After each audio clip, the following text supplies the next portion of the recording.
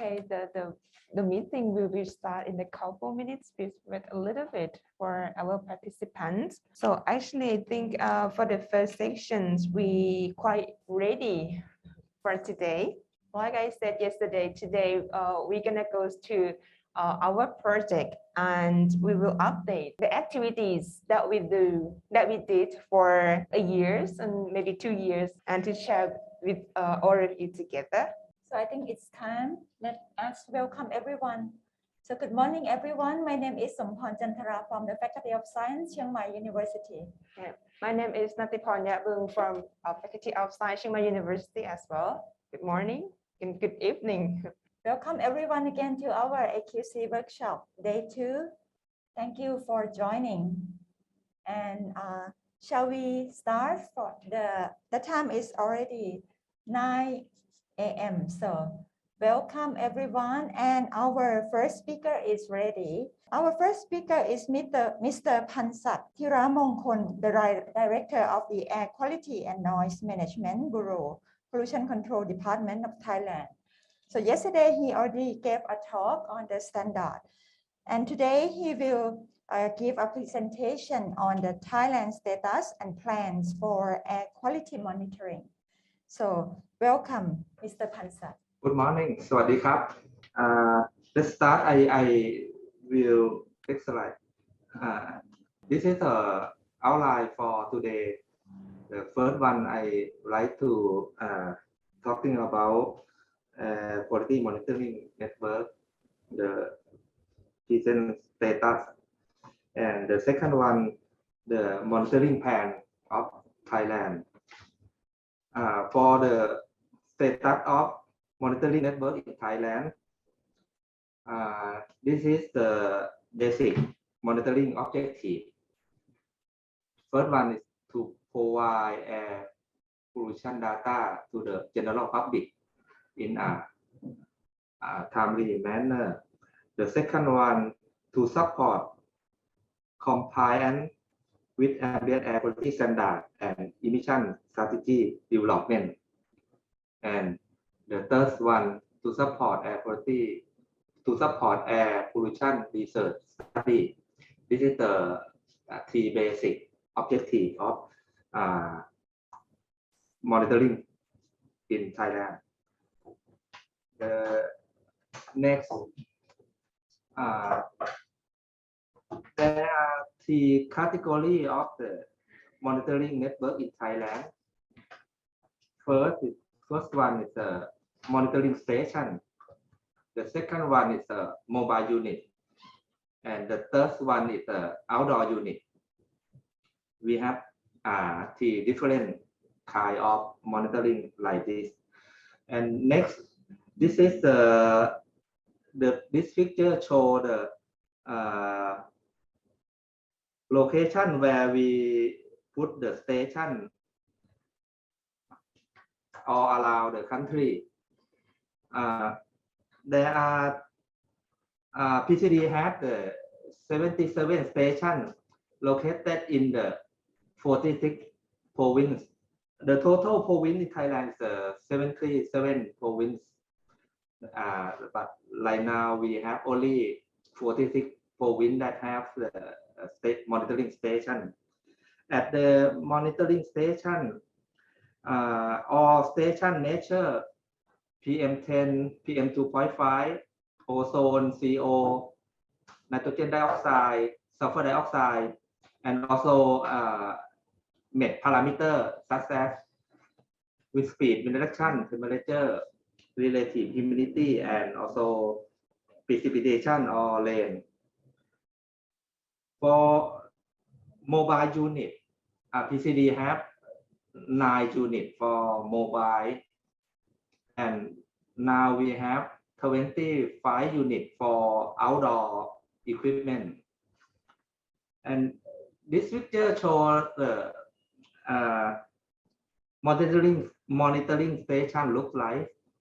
It looks like the container. The sampling probe height is about 3 meters above ground, in the middle picture.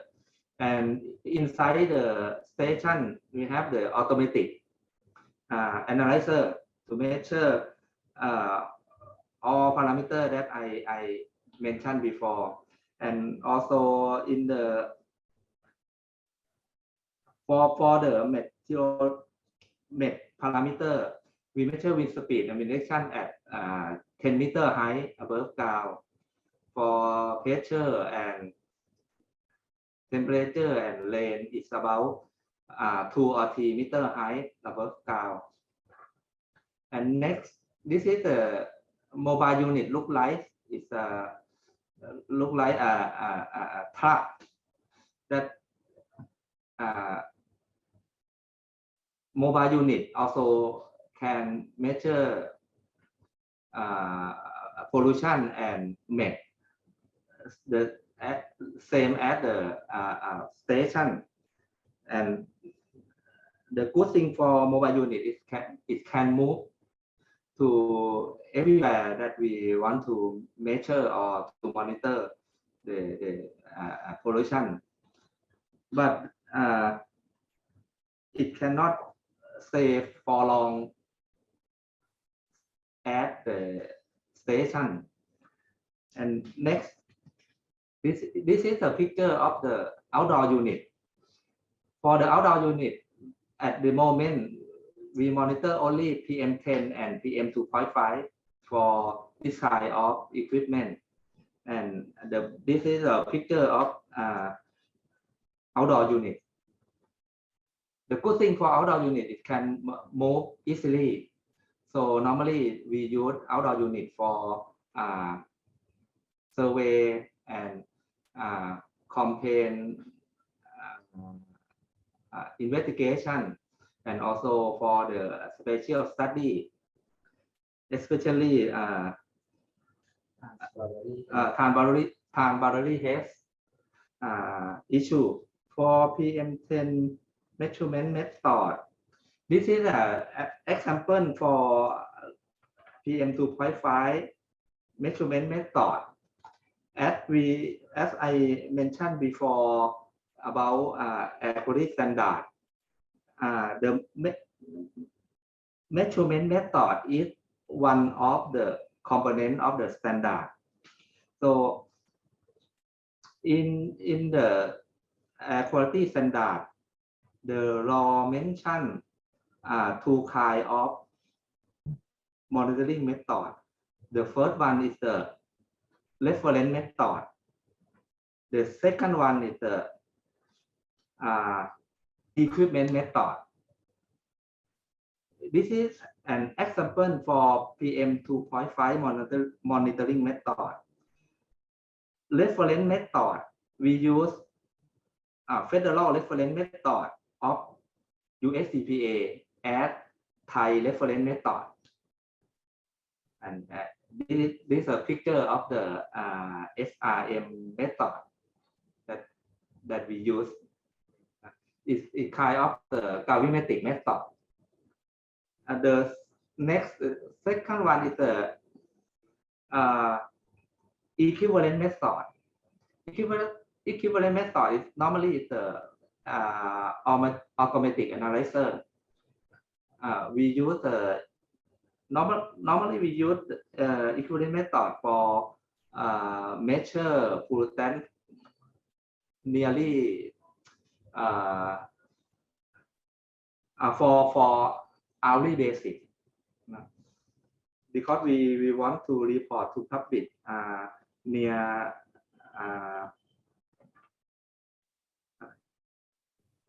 real time. Yes, near real time. So we use the automatic analyzer. And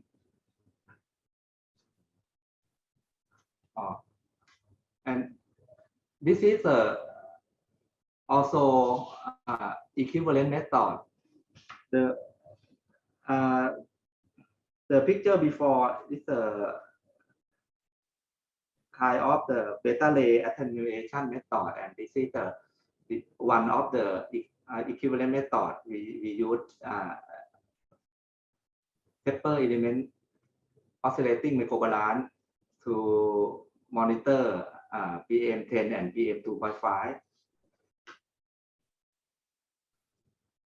And this is a picture of light scattering. This is one of the equivalent method of the Thai standard also. And the last one,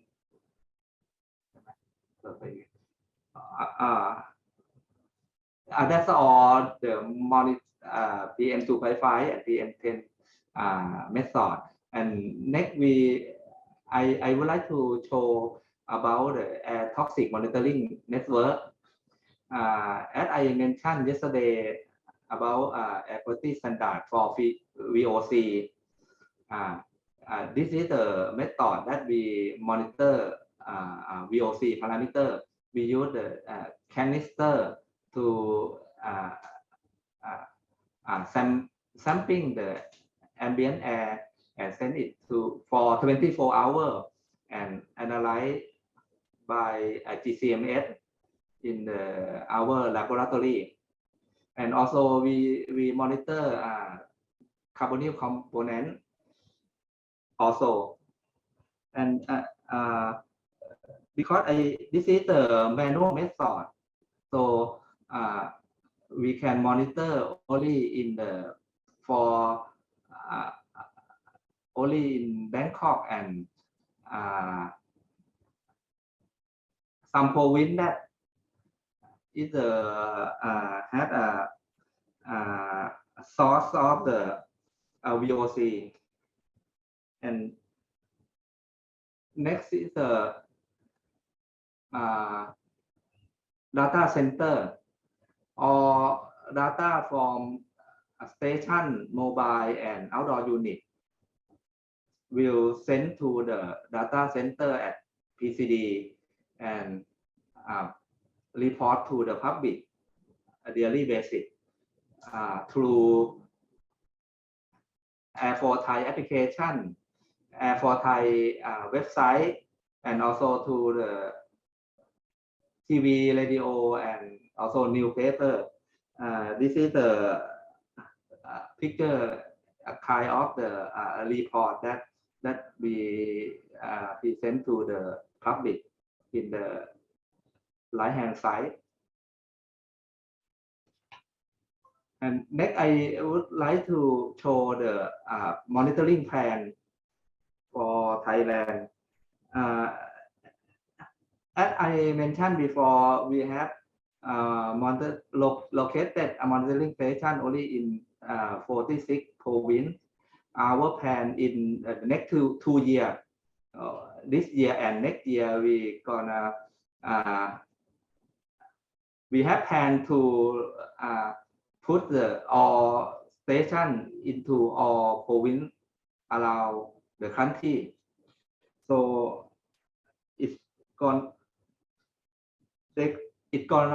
about 100 stations, almost 100 stations we gonna operate in the next 2 years. And this picture show the location that we have planned to put the monitoring station in the next 2 years.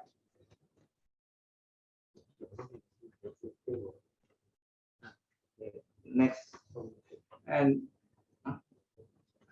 the second one that we gonna work out is to integrate all data from every organization that monitor air pollution, put into the data center and report to the public through the website and application of PCD.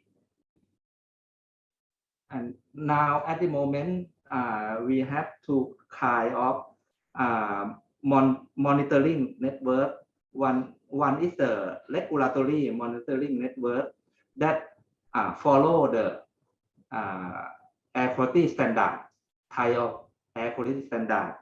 The other one is non-regulatory monitoring network. Please give me to call it a sensor. So now we have two kinds of the monitoring network. We have the regulatory monitoring and sensor monitoring. So our plan is we would like to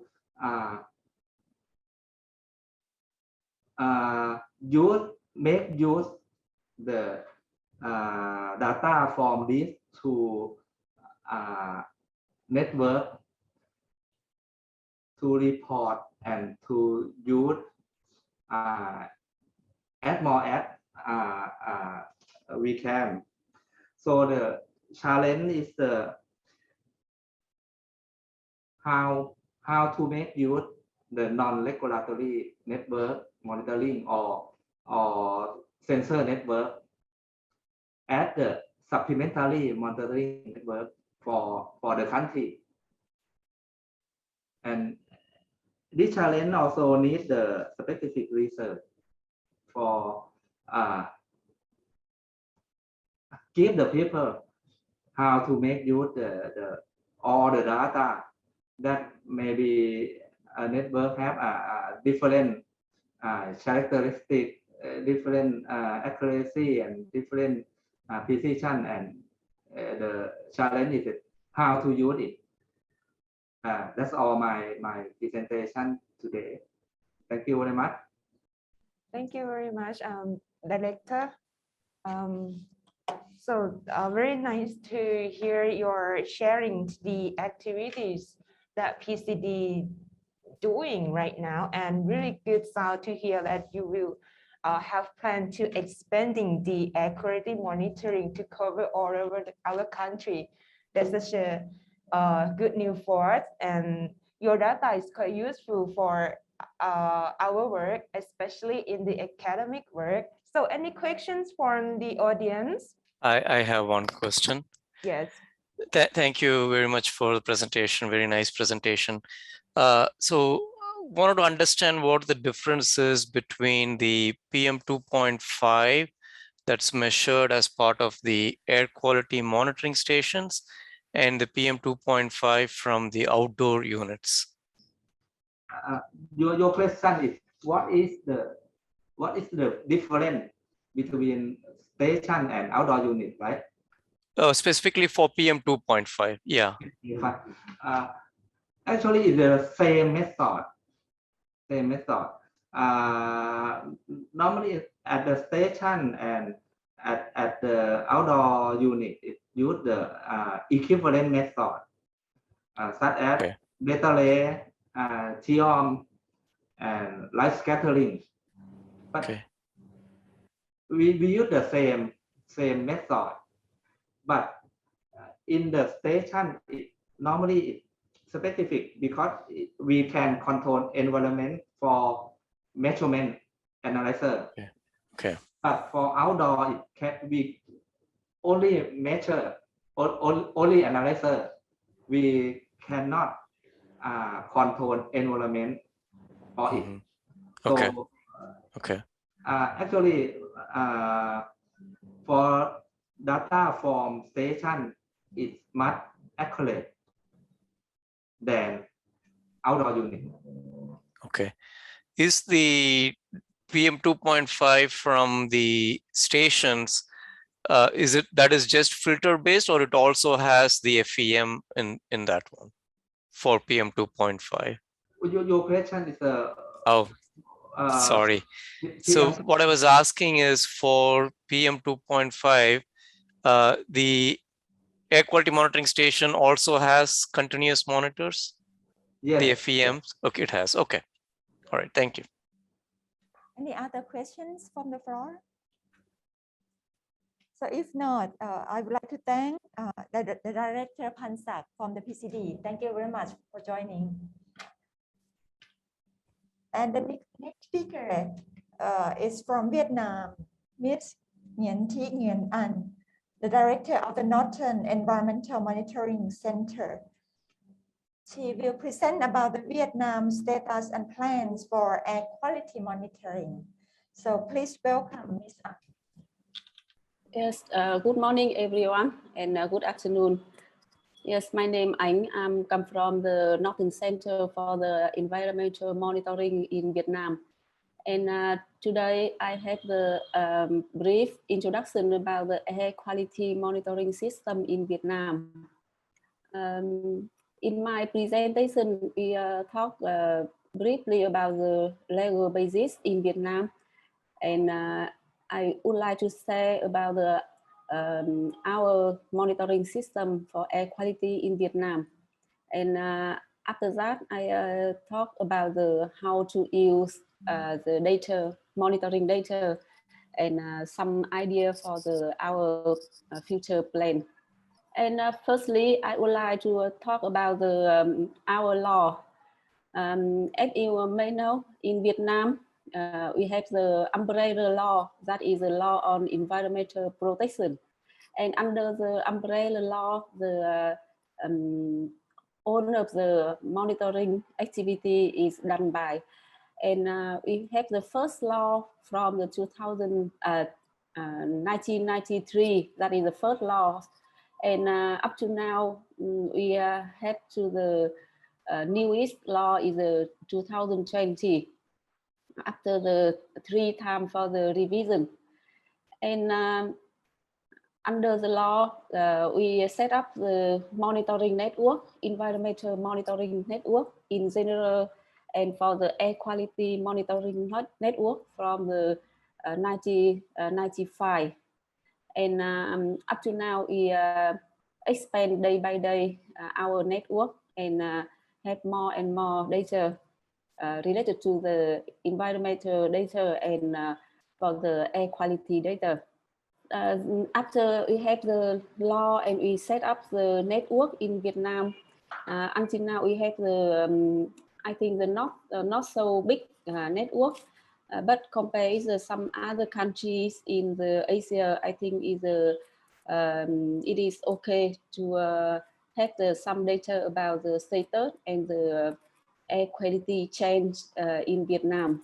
Related to the system, we have the system monitoring system belong to the Ministry of the Natural Resources and Environment.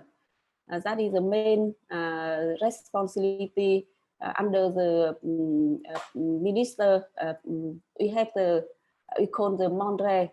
Under the MONRE, we have the national network, and we do by the automatic system and manual system also. Besides the national network, we have some other networks. We have the provincial network, and we have some other network from the project research and some other ministry and sector. And in Vietnam now, the air quality monitoring activity, we do follow the automatic system and the manual system also. And as you can see on the screen, at the national level, we have the maintaining and implementing the monitoring program at the 3 key economic zones in the northern, in the central, and in the southern of Vietnam.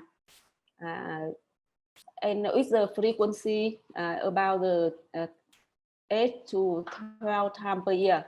I mean that we go to the field to sampling, to take sample and deliver it to the laboratory for the analyze.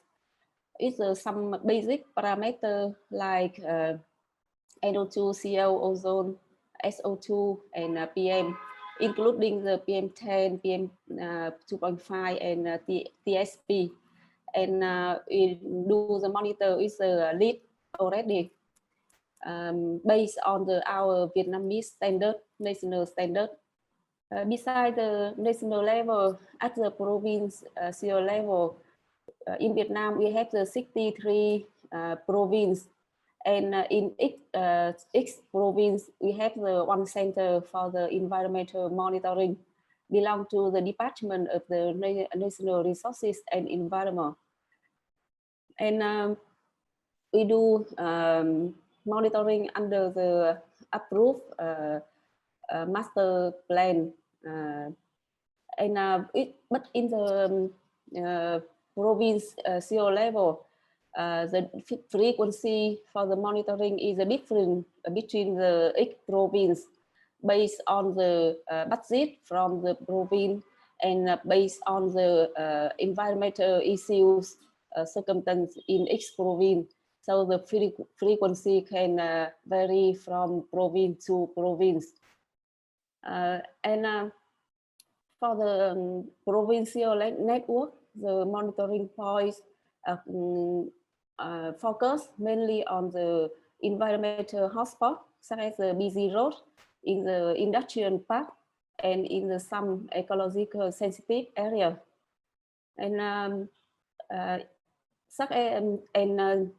similar to the national level, in the provincial level, they do the monitoring with the same parameter under the Vietnamese standard.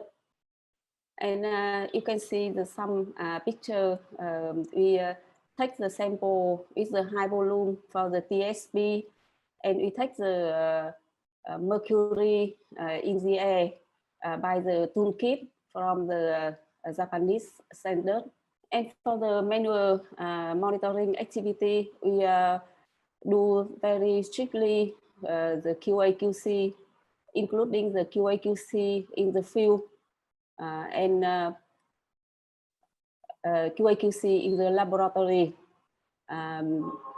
We do a lot of the QC sample to check the quality of the monitoring data. And that is how about the manual monitoring system in Vietnam.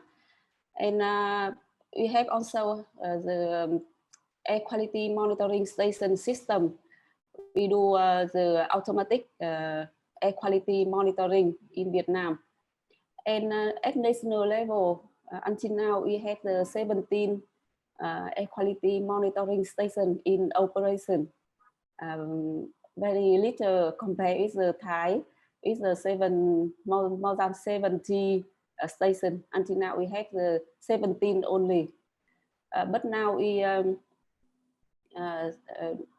the 19 air quality monitoring stations under the investment, and maybe in the second quarter is this year, we have more 19 stations more. Besides the conventional station, we have the low cost sensor system also, and we set up in the some area in Vietnam to add some more the data, air quality data, because we lack of the number of the regulatory station. So we have to add some more low cost sensor system. And in the provincial level, until now in Vietnam, we have totally around 100 air quality monitoring stations in 30 cities and provinces of Vietnam. And in some several cities, they have the low cost sensor system also. And related to the type of the AQM station, we have the same in the Thailand. We have the fixed station system, and we have the mobile system. For the fixed station system, we use the conventional station, as you can see on the screen. And we do monitoring the basic parameter in the air. And in some stations, we do the monitor the PM1 also, not only PM2 or 2.5 or PM10. We do the monitor the PM1. And besides, we have the low cost sensor system also, as I mentioned before, but mostly focus on the PM2.5. And some other low cost sensor it do the monitor with some gas like the NOx, SO2, ozone, and TVOC. But mostly is focus on the PM 2.5 because, as you know, before the PM 2.5 pollution is a big issue in Vietnam now. So we focus on the PM 2.5. And besides, we have some other technology to do the automatic monitoring with the UV-DOAS, and we have some kind of this system in some area of Vietnam. But for this technology, we only do for the gas parameter. But there are maybe around nearly 30 parameters, including the heavy metal and mercury and something like that. Besides, we integrated with some other PM analyzer to take the sample. And for the conventional station, we use both beta attenuation and the light scattering also. And here is some station, fixed station and mobile station in Vietnam. That is very briefly information about the monitoring network in Vietnam. And now I would like to share with you some information about the monitoring data management in Vietnam.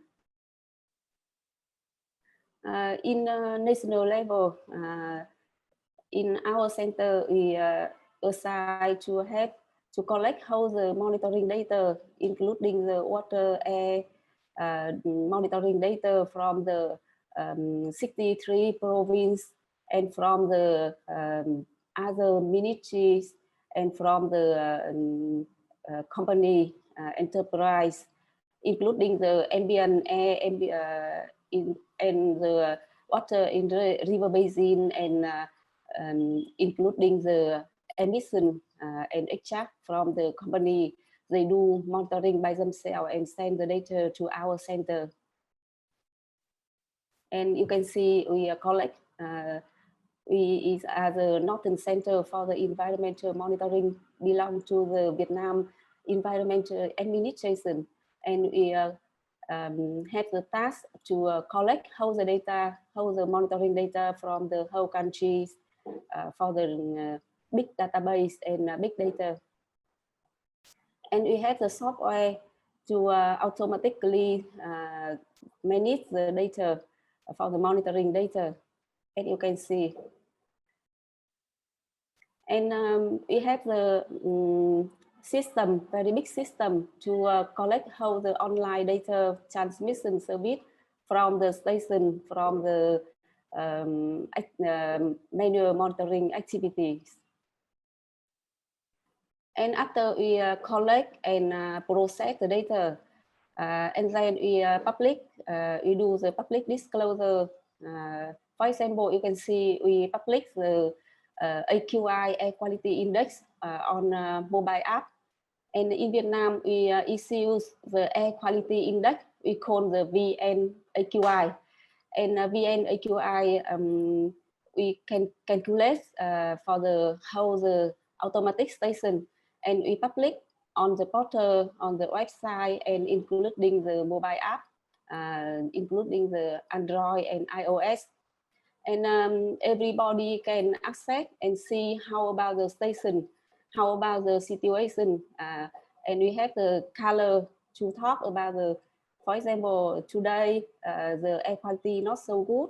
So the children and the older recommend not go out, for example. And here is the monitoring data and air quality index on our portal, our website. Besides, we use the monitoring data to publish the state of the environment reports. We have to issue the national report every year. And each year we have the one term thesis to talk. For example, for the 2021, we have the thematic report on the air quality in Vietnam. Yes.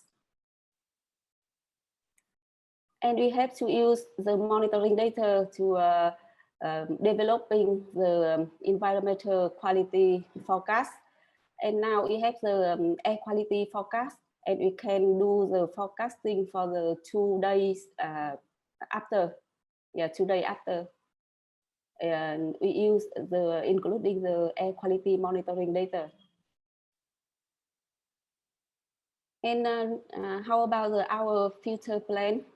Now we would like to talk about the law. As you mentioned before, we have the new law on the 2020, and effective on the 1st of the January this year. So we have to enhancing the policy and legal system, including the umbrella law is the law on the environmental protection. Besides, we have to developing and expanding the AQM network, including the increase the number of the AQM station and also the frequency of the manual monitoring campaigns. And we would like to enhancing of the quality of air quality monitoring.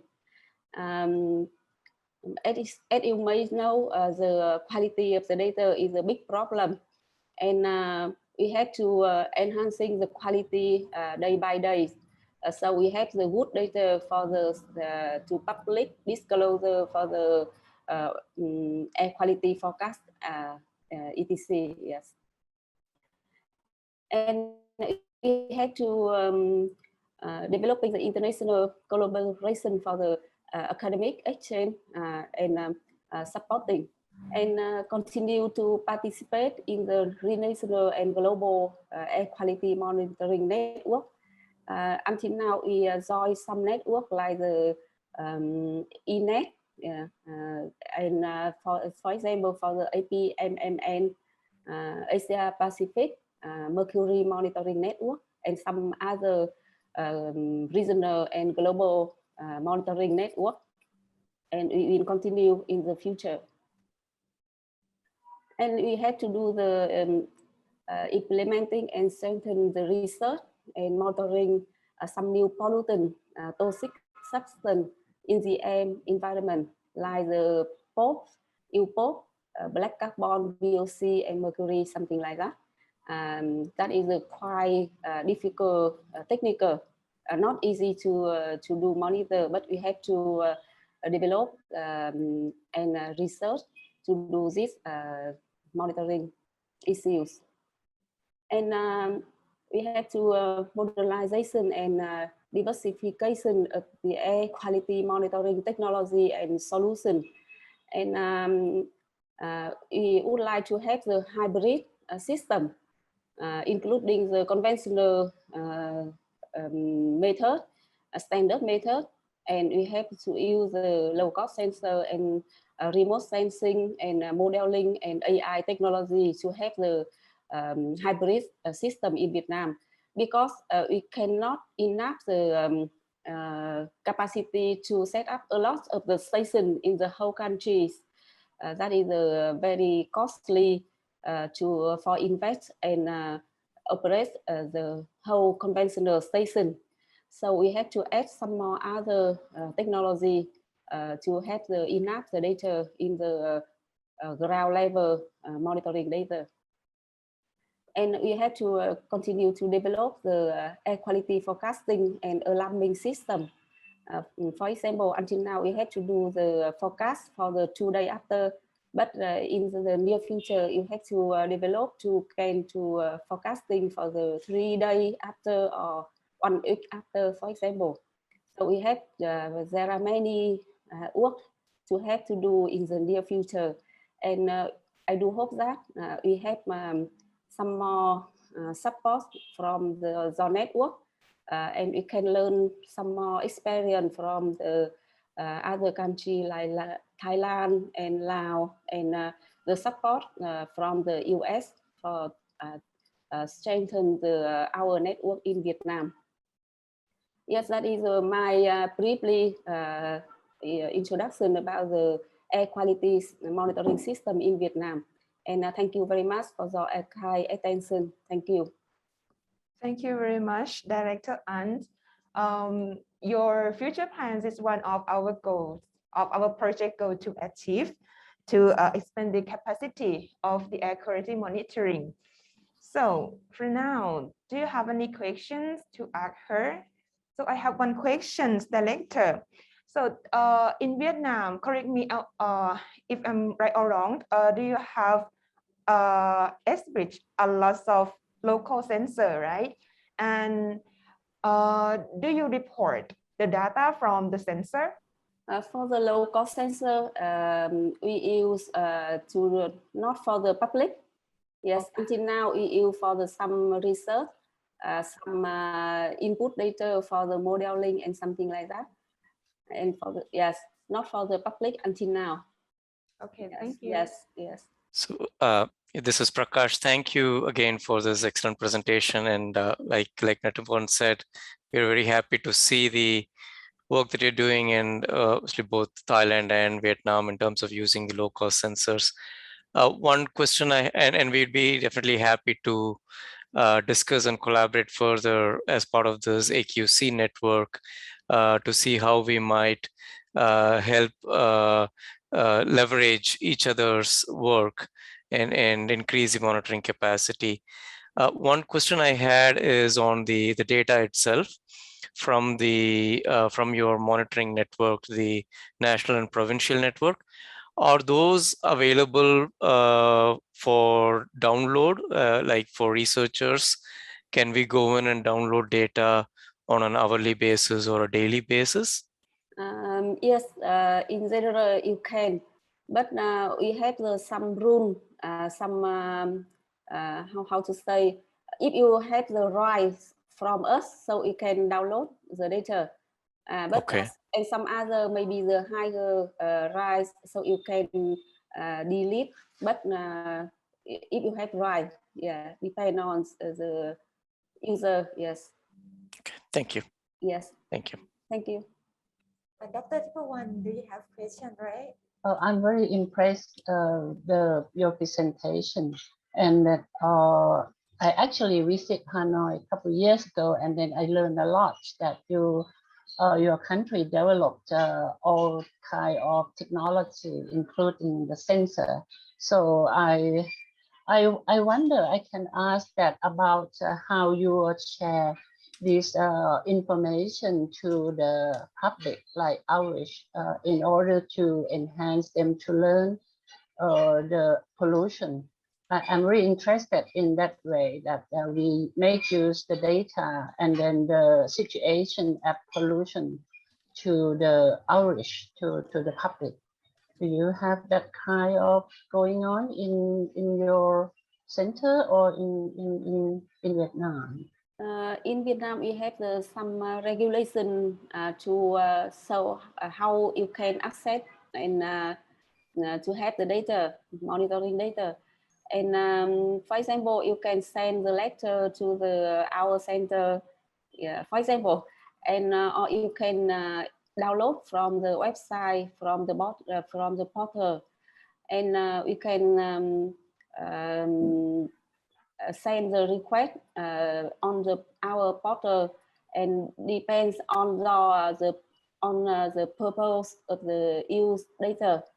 We will decide the give you the data. For example, for some people, some scientists, for example, they would like to have the raw data, so we can give them the raw data. It's every minute, for example.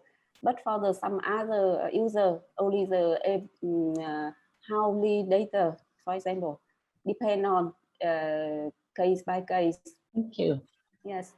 Thank you.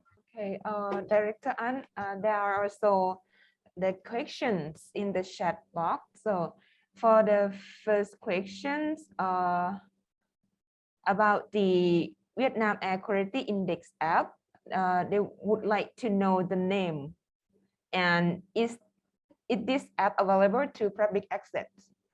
Yes, we call the VNA, and we publish on our portal. Okay. Yeah, thank our you. website. Yes. Okay, and one more questions. They have questions about the automatic monitoring data. Are the hourly or daily data published online for free for everyone? For instance, environmental science can download the hourly monitoring data for the further studies. Unfortunately, until now, we have the circular from the Ministry of Finance. When you would like to have the data, you have to pay for some fee. Yes, not for free. Yeah. Okay, the last questions for you from Dr. Vanessa. She want to ask, or do you want to ask her directly, Dr. Vanessa? She cannot turn on her microphone, I think so. Okay, I will ask. She asked about the PM 2.5 monitoring using LCS and UVDOAS. So are they locally produced or imported? Yeah, we imported. Imported. Yes, mostly from the manufacturer in the US, in the Europe country. Yes. Okay. Imported. Okay. Yes. How do you report them to the link with the health impact as part of air quality monitoring to the public?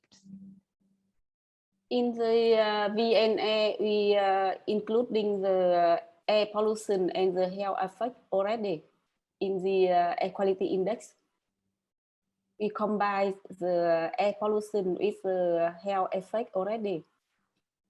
For example, when the AQI is a red color, we recommend that the children not to have the activity outside.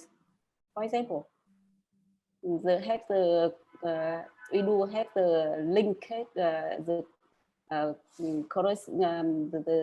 relationship between the air pollution and the health effect already. Okay. Maybe one third question for me, because I saw colors of your AQI similar to the US EPA. Do you use the same values based on the US EPA? Yeah, we follow the method of the US, but we revise something for the suitable for the Vietnam condition. But mostly is we based on the US guideline. Okay, thank you. Yes. Because it's different from our Thai AQA. Yeah. AQI, yes. Okay, thank you very much, Yes. Director Ant. So let's move to the next speaker. He will talk about the Laos status and plans for air quality monitoring. Please welcome Mr. Thilakorn again. Please welcome. Yes, once again, my name is Thilakorn. I'm in the Ministry of Natural Resource and Environment in Laos. For today's, I will present about the status of the air quality monitoring in Laos and the status of the quality monitoring data and plan for air quality monitoring. And for the status of the air quality monitoring in Laos, this activity, we stress on the site for the set up the stations for the air quality monitoring. Right now in Laos PDR, we have all site for station for the 10 station, but it's real is only 9 station. For the first station is in the capital interventions, and the second station also. And for the third station is in Luang Prabang, is the our heritage province, and the fourth station is in the industrial zone, and the fifth station is in the Vientianes also. And maybe I unnecessary to detail for the size of this station, but in the map of the station you will see we assess the station in the northern part and the capital of Laos, because almost of the pollutants is occur in the northern part of Laos. in this period of time. Because in this period of time, we have problems with PM 2.5 in the northern part, according to the situation of the soil that I mentioned in the yesterday. This is to show some of station what we have. This station is in the Vietnam. This is granite from Japan. This station is for PM 2.5. And these techniques, we use FEM or federal equivalent method. This is a beta ray method. And this equipment is the report our data for hourly.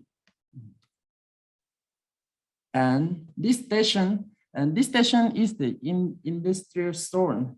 And this station, we use the opposite or open part technique also. And in this station, we have a beta ray for PM 2.5 because this technique is the federal equivalent method according to the US EPA to be used. And all of this station, we use the same methods.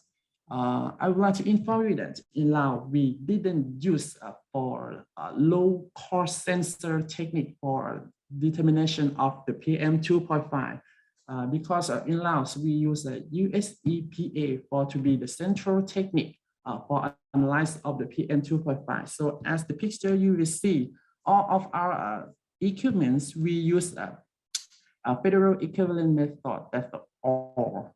And this figure, I'm not sure you can see or not. We got a grant aid from Thailand from PCD. This is the cooperation between the Lao government and Thai government. We got two parameters in this station for PM10 and NOx in this station. And in this station, we use US EPA techniques also. For PM10 is the FEM and NOx is the FEM also. And this station is in the Vientiane capital. And of this station, some of this is in the northern part. And this station is the mobile station. We use this station for the where the pollution is occur, and this area there is no station, or around this side there is no the station or fixed station. We use the mobile to go to the where there is no station. In this mobile air quality monitoring, there are PM10s, CO, NOx, ozones, and carbon monoxide inside. All of equipment in this mobile station, we use the main technique of US EPA, like a federal equivalence method. In this mobile station, not only the gas and particulates, we have a VOC also. In the VOC, we have a benzene, toluene, metapolystyrene, oxylene, styrene, and A3 benzene also in this mobile. And in Laos, we have a fixed station and mobile station, and we have like a mobile equipment. This mobile equipment we use is for where there is no fixed station and where they can access from the mobile car. Then we use this equipment like in the local area, the mobile car cannot access, and then we use this equipment. And this equipment we use a FIM method, like a federal reference methods also. And this is the data. This data that I show is the worst case in the Vientiane that we are dealing with. This is a high test of the PM 2.5 concentration in the last 2 years. Yeah. After that, after we got this situation, so and then in every days we have to report for the social community to let them to know the situation of the PM 2.5 in every days. And this is show the information in the Vientiane in every month and in every day by comparing for the standard I would like to inform you again, in Laos PDR, we have a standard for PM2.5, it is 50 microgram per cubic. Yeah, this is show the daily of the data of the PM2.5 intervention, and this is the monthly. And this is the data of the 5 stations of the around regions and another province. From this data, you will see if you compare with the Laos standard and compare with the WHO standard. For the WHO standards, we have WHO 2005 and 2021. I'm not sure you can see or not because it's too small. If you see the data, if you compare for the WHO standard, every station quite high and all over of the WHO guideline for standard. And if you compare for a Laos standard, maybe some days and some day is over, but some day is not over. If we compare for monthlies of PM2.5 for each station that we collect data, you will see the trend of the data quality is quite high and start from January, February until March. This data is last year. So that's show the trend. There's a period time. That's how the problems for the PM2.5 maybe from the activity from the source that I mentioned in yesterday. And this is the means of the annual PM2.5 concentration at all 5 AQ station exceeds both the national standards guideline of the 15 and 5 micro respectively, and the average of the 24-hour PM2.5 concentrations at the accuracy station exceeds the Laos national standard of 50 microgram per cubic, or the number of the days of the year, ranking from 1 day at the VS to 72 days at LPA. The average of the 24-hour PM2.5 concentrations at the AQ station exceeds the present WHO AQ guideline of the 55 microgram per cubic, on the much greater number of a day of a year, ranking from 186 days at the AG and as much as of 2048 days at the missing. And all of this fixed station, it will come from the site station into the server. And our server, we have a website, and this website is show only the air quality data. In this website, we have each station, and each station is the show the parameter of the monitoring, and show the AQI and the show of the AQI, show of the AQI for the social information.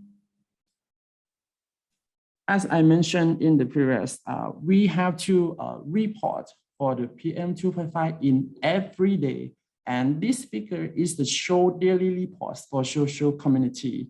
We have a 9 station that we have to report, and then we compare with the Laos AQI and let them to know where the fixed station and what the situation of the PM2.5 in anywhere. Not only website that we have for social report, we have the Facebooks also, because we use Facebook to be the one tool for report the data. And this is an example for 1 day that we have to report in every day. If which day or we will look the data and we classify the data if the trend of the data will be high. So we have to make alerts later for the social community if the high concentration of the PM 2.5 for alert the people to protect them from the toxics of the high concentration of the PM 2.5. And the out plan for air quality monitoring. In this part, I would like to inform you that in Laos PDR, we just start for ambient air quality monitoring in last 5 years. And we have a station, and this station have to be upgraded and existing for station by installing equipment of efficiency monitoring other parameter besides PM 2.5. The station I mentioned in the previous is the PM 2.5, but for another parameter in some station is not yet to be setting. And we have to setting more beside the PM 2.5 like NOx, SOx, ozone, and CO, something like this, and expand the AQM network nationwide by installing AQM station in the air pollution hotspot area. For this problem, we have a station, but it's not covered for the high hotspot area or high hotspot province. Like I show in the maps in the first period is in the northern part, but sometimes it's not covered. Maybe in the southern parts of Laos must be installed in the where the people is counted and where the hotspot is quite high. This area doesn't have the AQM yet. And improve air quality data management and information system. For this topic, I will upgrade for existing AQM station.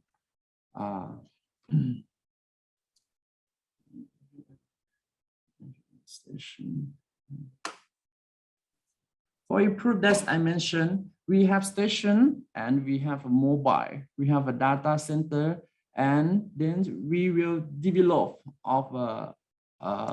for the data center to be the main center to collect the data and display the data for social like a mobile and a website or other media what we can do.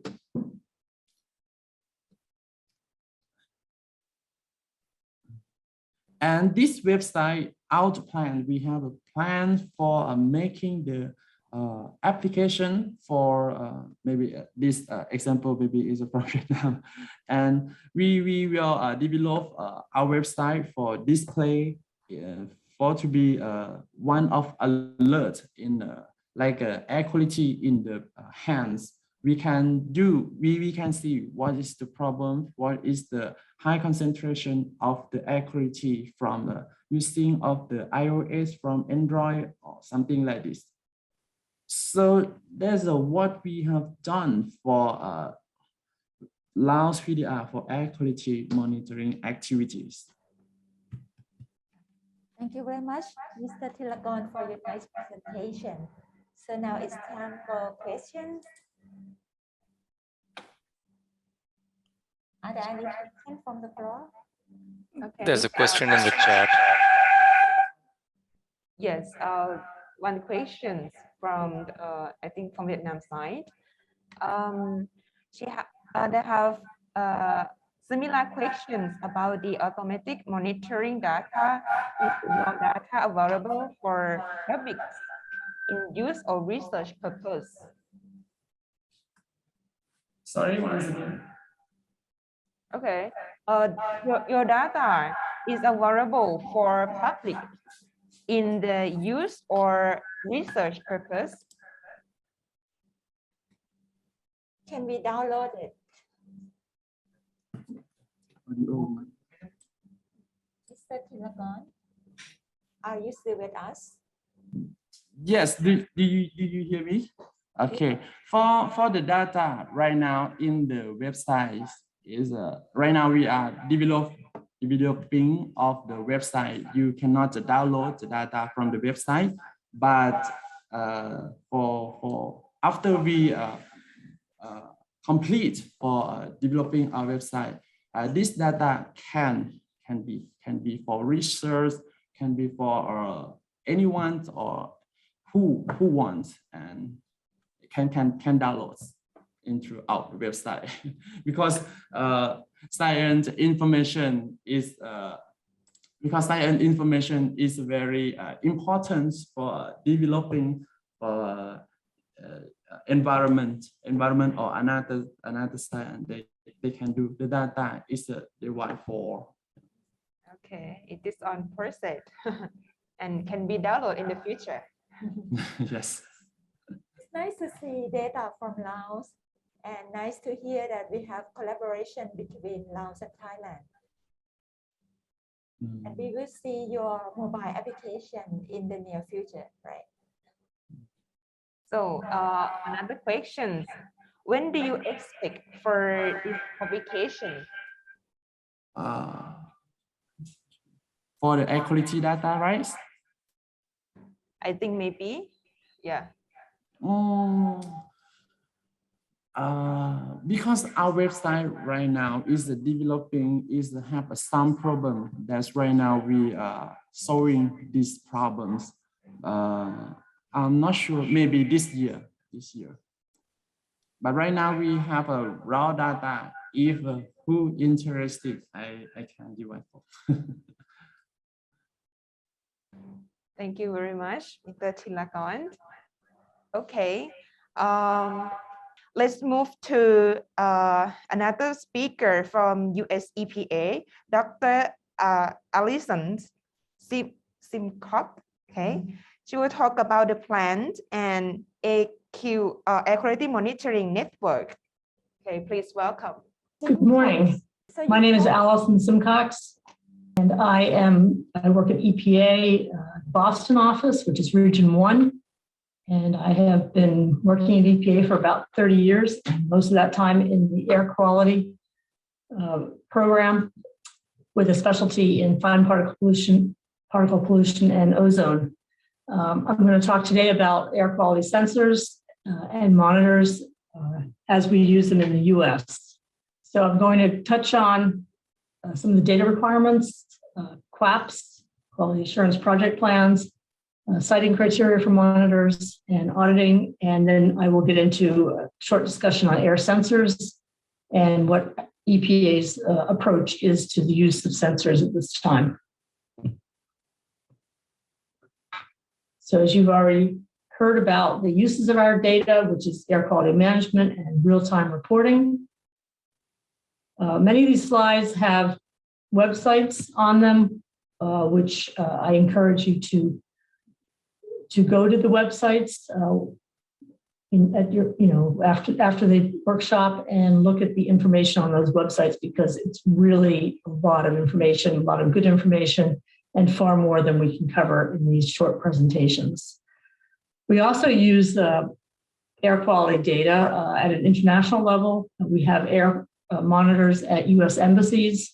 This has been a really popular program, and these are high quality instruments and have proven to be a good source of data for countries to compare their own reference monitors and to get some technical assistance for developing networks. And at these stations, we report the AQI, the air quality index, for each of the embassy locations using the standard color chart. We, of course, require precise and accurate information for our regulatory monitors. We have the Clean Air Act specifies a lot of what we do in the air program. It's a very strong statute and one of the best that we have. It has withstood scrutiny over the years and has held up very well. We have national ambient air quality standards for 6 criteria pollutants: carbon monoxide, lead, ozone, PM, nitrogen dioxide, and sulfur dioxide. of which, several of them are interrelated, being secondary PM sources. So we have these NACs, as we call them, to protect public health and welfare, and they not only should not be exceeded, but they cannot be exceeded. If an area in the United States exceeds these standards, they must come back into attainment. This generally requires costly regulations and control strategies, both at the federal and state level. We put a lot of effort into determining whether sites are in attainment, not in attainment, and the progress they're making. And it's quite a large but very good use of resources because the health benefits far outweigh the costs of the controls. So to ensure high quality, we require that projects that use air quality data for regulatory purposes, those projects have to develop data quality objectives. There are 7 steps in DQOs, and those are outlined on the link that I provided. It's a pretty straightforward process and very useful to have that kind of planning at the front end of your project, because when you know what your problem is, what questions you're trying to answer, then the quality of the data falls from that. It flows from that. We also require, of course, extensive quality assurance and quality control. And I have added a link that discusses the requirements for regulatory monitors, both the federal reference monitors and the federal equivalent monitors that must meet these requirements. So just a little diagram on the right, which is simple but very important. It just gives a graphic of what we mean by biased, unbiased, and precise. That would be shown on the upper left. So you can be unbiased, but if it's imprecise, depending on your data quality objectives, it may be okay. But if you need something precise, then you're going to need to hit that center target more closely. And that may require a more expensive instrument or one which is better calibrated. So imprecise devices can be they can look accurate because your measurements cluster, but in the wrong location. So the center of the bullseye is what we're aiming for. We require QAPs whenever we help fund any data collection activities. I've included the requirements for a QAP here, the latest guidance document, and an example of a model QAP, which would be very useful. You can actually use that as a template and fill in as it relates to your project. So a QAP documents what needs to be done, exactly how to do it, and when it will need to be done. It also includes the project team and who and the partners, who is required to do what at what time in the sequence of the project. So this is a good way of making sure that the project flows smoothly and that you know who's responsible at every step of the way. And it's important that anyone that signs onto a QAP is clear that those responsibilities, they need to take them seriously, and that they will be expected to do reviews, provide information, do sign-offs as needed. So we have procedures that are included in some templates that we've developed, validation templates. These are some very useful tables that we have on our Technical Air Pollution Resources website. This particular link that I provided, which is a PDF file, you need to type that in actually into your browser because it's a little hard to find it under the general Air Pollution Resources website. But these tables are very useful. We have validation templates for both PM and for ozone. And it talks about the different kinds of sampling and the frequency of sampling, the acceptable range of measurement, and some information on where you can get details on various sampling instruments.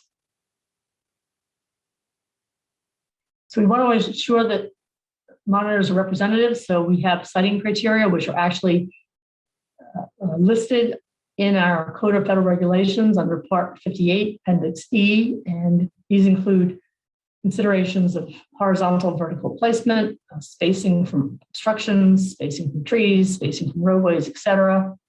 It's very important to know what you're trying to measure, because if your instrument is not capturing that location, representative location, then the data won't be any good.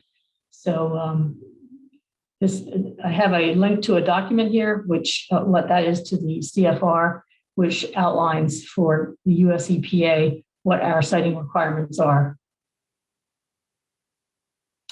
We also require audits, periodic audits. These are done in cooperation with the states and sometimes local authorities, but periodically, PM regulatory monitors must be independently checked with regulatory monitors. So we bring in trucks, and people that do these audits are trained in these methods. Sometimes we hire contractors to do the audits, and you might use a gas of known concentration and compare it to what the instrument is reading. I have a link to information on how you do audits. So it's very complicated doing regulatory monitoring. There's a lot of QA requirements. There's a lot of auditing, et cetera, et cetera. So how do we do this simpler? We don't put too many resources into our monitoring, and we get some good data that we can use. So there's a lot of choice out there, a lot of instruments, different specifications. So how do you choose? First of all, you want to know whether you need to use a sensor, and I have a list here of uses of sensors. I won't go through the whole list.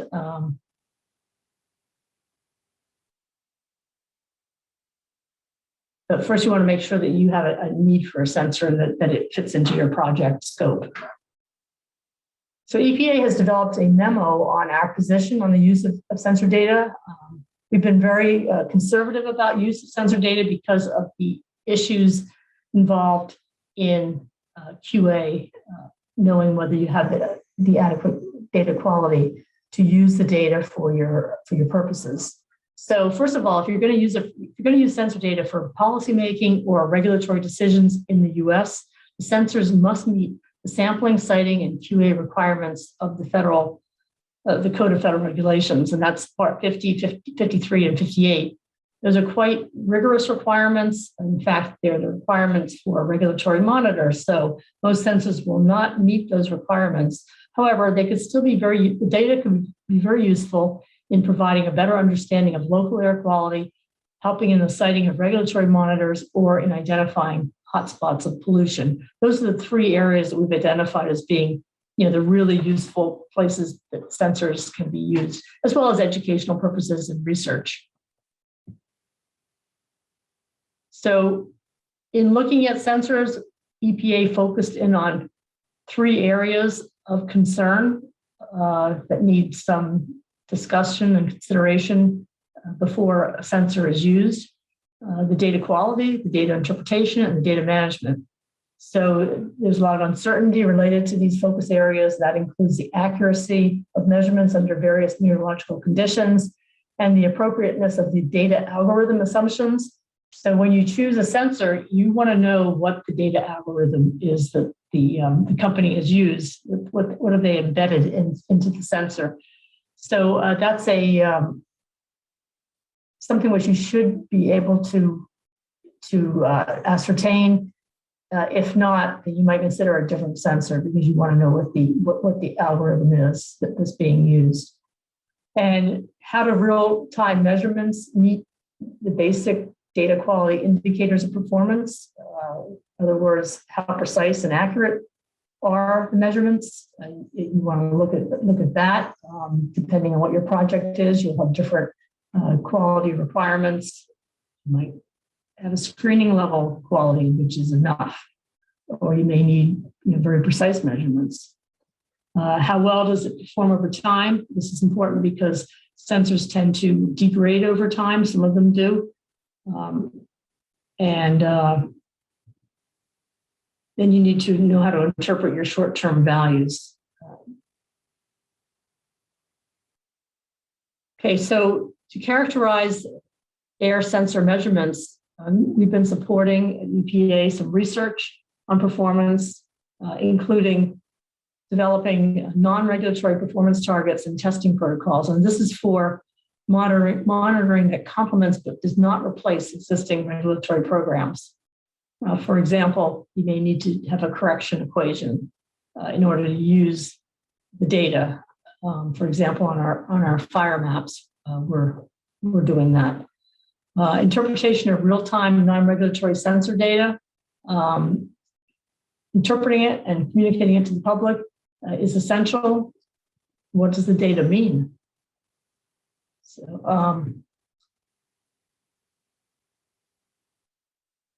So for example, a sensor data may show episodic spikes in pollution concentrations, but we don't have the health science to back up, what this tells us about short-term consequences, health impacts. For example, at 1 minute exposures, what does that mean for an individual? So, you may need to average the data into longer time periods to be able to compare it to what's been concluded in health studies, or to compare it to the NACS, which is 24-hour averages. I have a link here which shows how some sensor readings might be used to communicate to the public.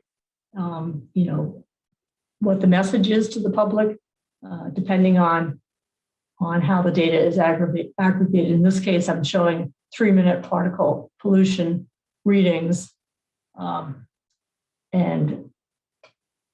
that's similar to the way the AQI is interpreted, except this is taking straight, raw data and interpreting it.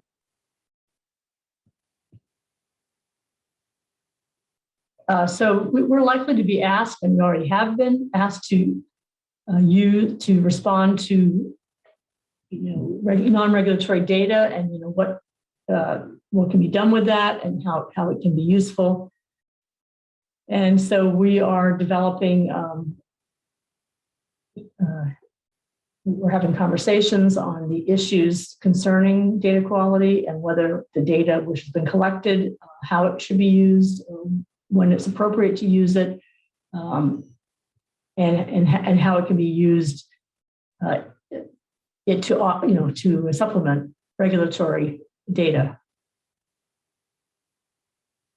We have developed a response to all of the questions about air sensor data. We have developed an air sensor toolbox. I have a link here to it, which includes evaluation of a number of instruments. And these are all available, the full reports on these instruments, including PurpleAir and many others, on this website.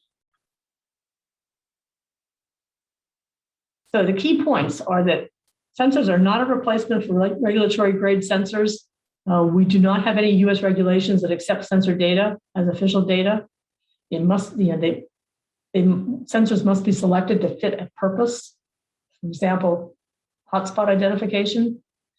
It requires more than just the cost of the sensor. You need to consider the human resources needed to implement the sensor network, to take the measurements, to collect the measurements, the institutional structure of who's involved in the decision-making and use of the data, and buy-in from your stakeholders, and the equipment that you're going to need, whether that includes paying for some services to interpret the data and to manage the data. The quality assurance, of course, is critical. And so when you select your data, you're going to be focused on that quality assurance at every step. It's really a critical element. And partnerships and engagement with government, academia, and the public are very important in order for everyone to buy into the project objectives and credibility of the data, that you can ensure that the data is meaningful.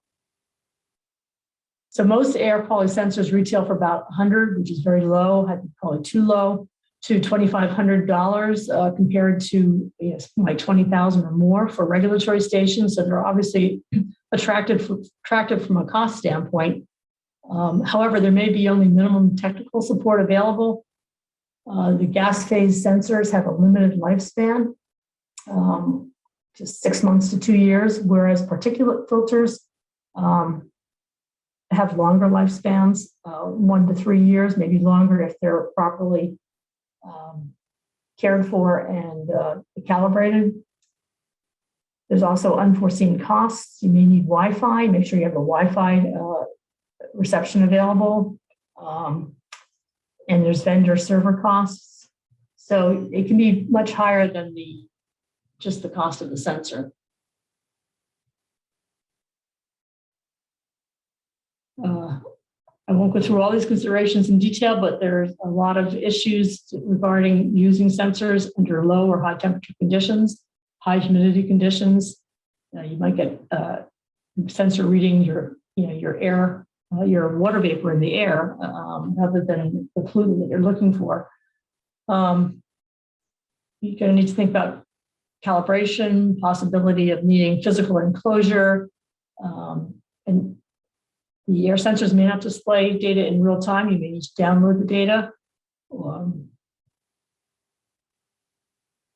And also you want to know what the specifications are for operation and maintenance. That would be sort of a bottom line requirement. You want to know how to operate and maintain it. If that's not available from a vendor, then you might want to look again at another sensor, because you need to have that support, ongoing support. The amount of data can be overwhelming. If you set your monitor to 1 second resolution for a week, you're going to have more than 600,000 data points, which sometimes more data is not it's not more useful, it's just more confusing. So you're going to want to set your resolution at a longer time period, but it all depends on your data quality objectives and the purpose of your sampling.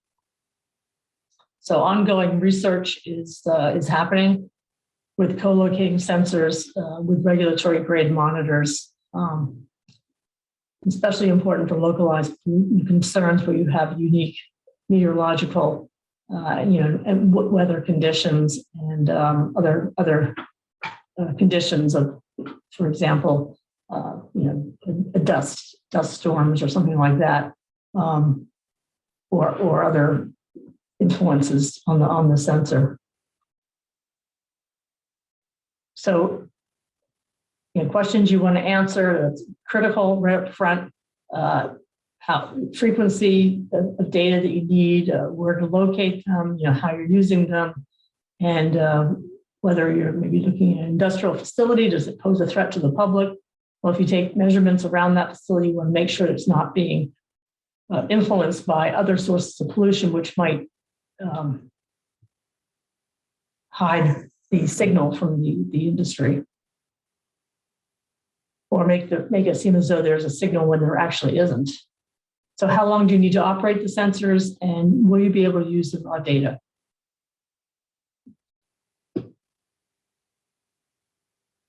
Again, here's a list of information needs, knowing what your use is of the sensor and what the conditions are. I have a slide showing sensor selection websites, which may be useful, including US EPA, and California has a good website. Interpreting the data, averaging data, you need to think about that. And, why are you averaging it over what period of time? And whether that will be adequate to get your the answer to your question, whether it's a pollution hotspot or trend analysis. I also have a slide, 2 slides on tools for data management. I'll look at that. So manufacturers generally charge a fee. It generally requires internet access. So we want to see what is involved in that ongoing data management process, and then what tools you can use for data management. It may be as simple as a spreadsheet, but if it's a lot of data, you may want to invest in some data management tools that are available. I have some websites provided. And a great case study for sensors is, of course, our fire maps, which incorporates PurpleAir sensor data to broaden our network. And we use a correction equation for the PurpleAir PM2.5 sensors to allow comparison of data with the regulatory monitors. I included a link to a paper which describes how the equation was developed. And I also urge you to go on to the FireMap site to take a look at the very impressive detail of information about fires. I have a map here of a fire which is actually the fires that are actually occurring right now, early in the season, but that's happening more and more. This is in New Mexico and Arizona. So we are in for a long fire season, but using PurpleAir sensors, we get a much more detailed picture of what, so we can help the public to understand, what the dangers are and health hazards.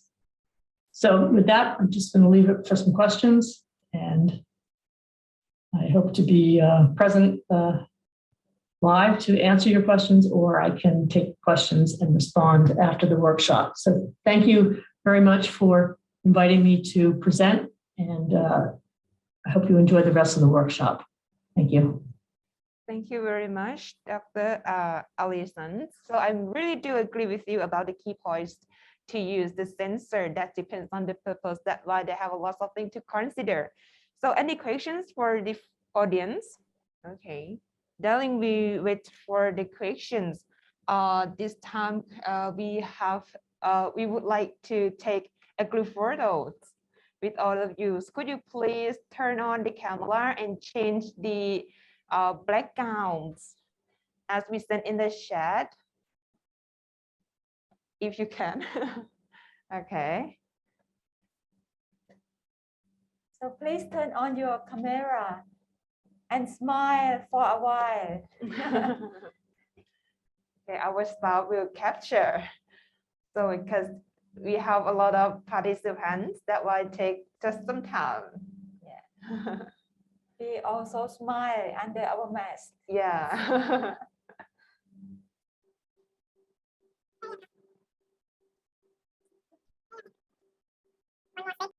Okay, we're gonna make sure that we can capture everybody in the room. Okay, thank you very much. So, okay, let's move to the questions. So there are some questions in the chat box. I think that's from Dr. Vanessa. She will ask about. So maybe she would like to ask by herself. Do you still cannot speak? Yes, I can. Okay, so hear you. The question is how we treat IQA data, air quality index data, and I mean, we have a was recently upgraded, but a site that allows anyone across the country to go onto a website and put in their location and get AQI data for instantly, and also as a forecast for the next day.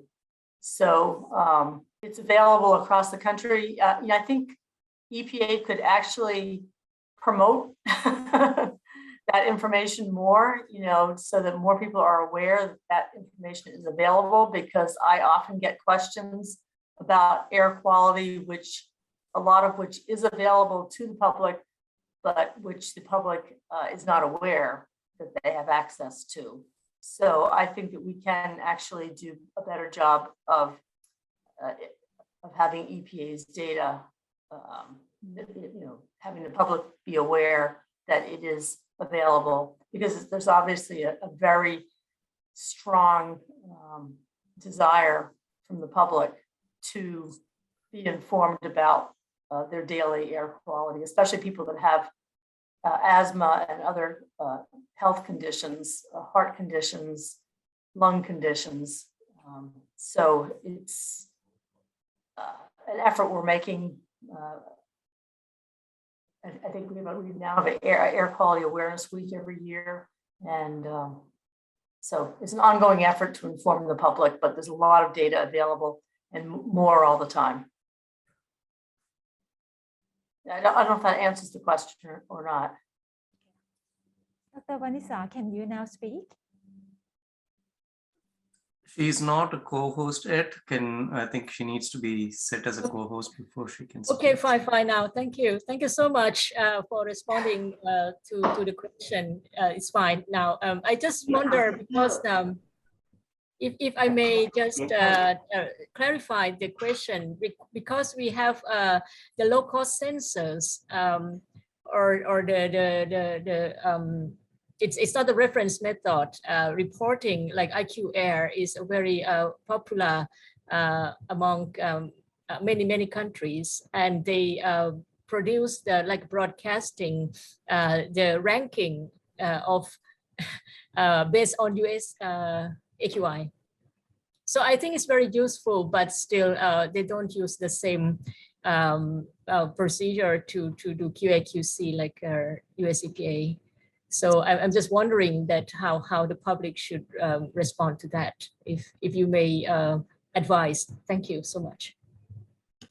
Well, see, it's a difficult question to answer, because our AQI is based on our reference monitors. We don't base our AQI on sensor data, because we don't have the confidence that sensors provide accurate enough information. So although we actually promote the use of sensors for kind of not for absolute accuracy, but for relative accuracy. So, if you're seeing heightened levels using sensors, you've got a problem. You may not know the exact level of that problem. So then, we would do further study to determine, whether that location where a problem has been identified, how that compares to, more accurate information. So it's not always possible, because the sensor network is sparse. So we're doing a lot of interpolation between sensor locations. And also places like valley areas, which do not have regulatory monitors. Sensor data is very valuable, except in those cases where the data is being used to inform the public. We would expect those sensors to be regularly compared, co-located with a regulatory monitor, and calibrated on a regular basis for accuracy. We do have some places in the country where there are sensor networks that are being used for informing the public. And if those sensor networks were developed using EPA funding, then they would be required to develop a QAP to show us that they're using that data appropriately. We don't have control over all of the data that's out there. If it's not funded by EPA, we really don't have any regulations about that. But if it's funded by EPA, and then there's also the fact that anybody setting up a network of sensors generally wants to be sort of get an endorsement from EPA. They will come to us, and they will work with us to try to make certain that what they're doing is something EPA thinks is a good idea. So the sensors are getting pretty good, but they do need comparison to regulatory monitors, and they cannot be used for regulatory purposes, such as determining attainment status. Okay, thank you very much. So actually, they have another questions from Pollution Control Department of Thailand. Please. Thank you very much. I would like to ask some questions about the sensor that you mentioned that the sensors will be reported to the air now.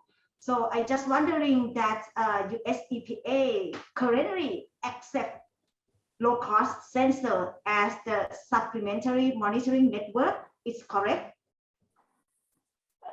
Yes, for some purposes, but it needs to be corrected. So for the air map, excuse me, the fire map that we use for keeping track of wildfires, we're incorporating a lot of, we've chosen PurpleAir as a sensor to use for that purpose, but we've incorporated quite a bit of sensor data in that application. And that's because we don't have enough regulatory monitors. They're expensive, it's a sparse network. We need more data to keep the public informed about where the high spikes are during wildfires, for people to be aware of the hazard areas. So there's been an equation developed that allows data to be incorporated into the fire map and be compared, be comparable to reference monitor data. So I think that I have a link to a paper on the last slide, or second to last slide, that goes into the details of how that equation was developed. It took quite a bit of effort. It could be done for other applications. It may have been, I'm not aware of all the applications for which there's been a correction equation developed in order to kind of translate sensor data into something comparable to data from a regulatory monitor. But that's definitely a very promising approach. Thank you very much. Are there any other questions? Okay. If there is no more, I would like to thank Dr. Alison Simcox from the US EPA. And I think our colleagues would like to keep contact with you in the future. Thank you very much for joining. Well, thank you for inviting me. I'm pleased to be part of the workshop. Shall we move to the next speaker? Our next speaker, Associate Professor Dr. Seth Sampattakul from Faculty of Engineering, Chiang Mai University. He is not available today, so that's why he has also sent us the video clip. So the topic will be about the AQC monitoring network. So he will explain about the status and also some example data. Good morning, everyone. My name is Seth Sampattakul from Faculty of Engineering, Chiang Mai University. And I am also working for CMU CCDC Climate Change Data Center. Today, I would like to present to you briefly about AQC monitoring network. As you may know that we have the limitation of PM 2.5 station that have been installed in not only in Thailand, but also in Southeast Asia. That's why we have introduced low-cost sensor that will be installed in the area instead of the biggest station, because of the biggest station we would need for a lot of investment, not only for the equipment, but also for the maintenance cost in the long term. So as you may know that low-cost sensor have been widely used all around the world. In Thailand, we have developed our own low-cost sensor. We call it DustBoy. we refer to PM 2.5. And why we call this sensor boy? Because it's not has the performance not equal like the professional one, like the US EPA equipment. So we call our sensor just boy. But this boy very diligent, work 24 hours and report real-time data to us. So this is very good boy. We have already installed DustBoy for more than 5 years. And right now we have about 600 DustBoy in Thailand. And we have a little in Southeast Asia. So by this project, we would like to promote and would like to increase local sensor in Vietnam and Laos. By this project, we sent about 10 sensors to Laos and Vietnam. But in Thailand, as we have already installed DustBoy in Wali area, so we would like to compare with other sensor, especially the sensor from other country like in US. So the RTI and US Embassy help us to deliver PurpleAir. We receive about 20 PurpleAir, and we have installed in Thailand about 20 sensors in 9 provinces in the north of Thailand.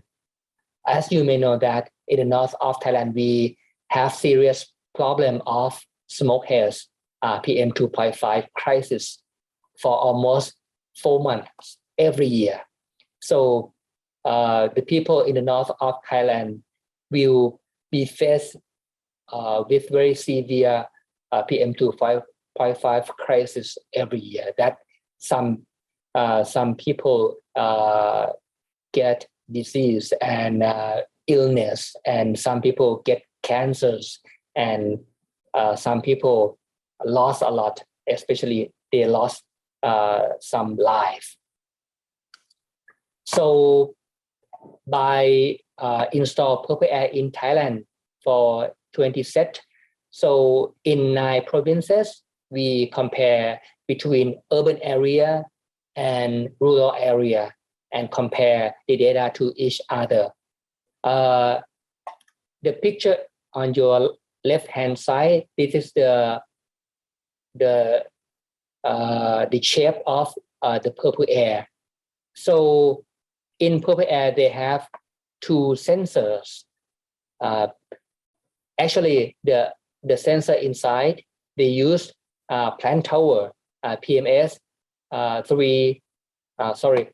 PMS 5003.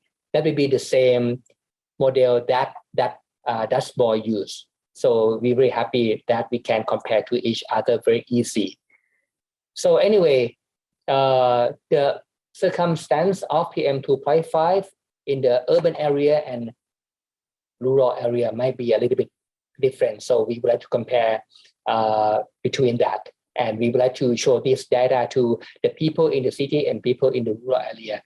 There always be some argument that who suffer more than each other and who contribute to PM 2.5 more than each other. So this might be bring us some answer of by install this sensor.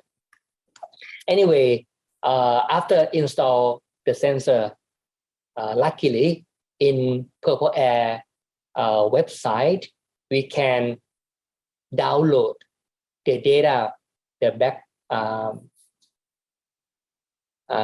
backup data.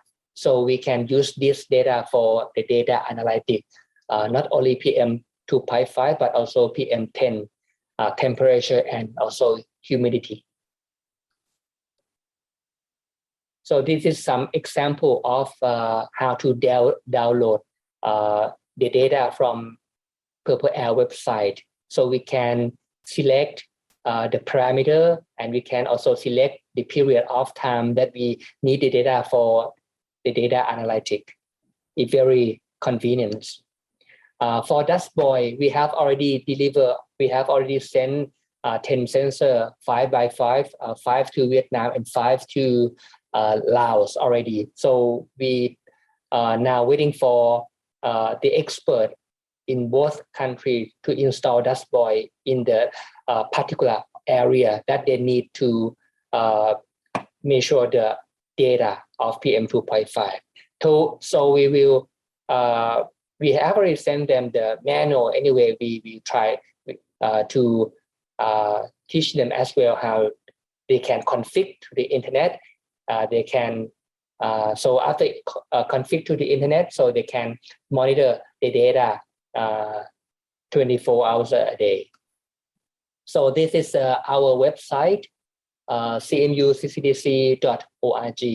So there are about 600 sensors in Thailand, and if in Laos and Vietnam they install, so the icon of installation will be also appear in the website. So we can check the data by an hour and also by day, so we can see the trend of PM2.5 every day, and we can download in form of Excel and in form of JSON if you need to develop in the monitoring data. So we hope that if we have 1 year data, we can compare between urban area and rural area and see the different, the place that contribute, or maybe the source of PM2.5, the place that accumulate the PM2.5 and might relate to the disease or the illness of the people in each area. So we hope that our PM2.5 data will affect to the data of the illness of the people, and will find the best solution for them to try to figure this crisis out. So anyway, there are still the question about how can we rely on the low-cost sensor. Is it, if we compare to the standard, what it look like? So we have the permission from the PCD, Pollution Control Department of Thailand, that they have the big station in Chiang Mai area, and they use the equipment called MET1 that already passed US EPA kind of federal equivalent method.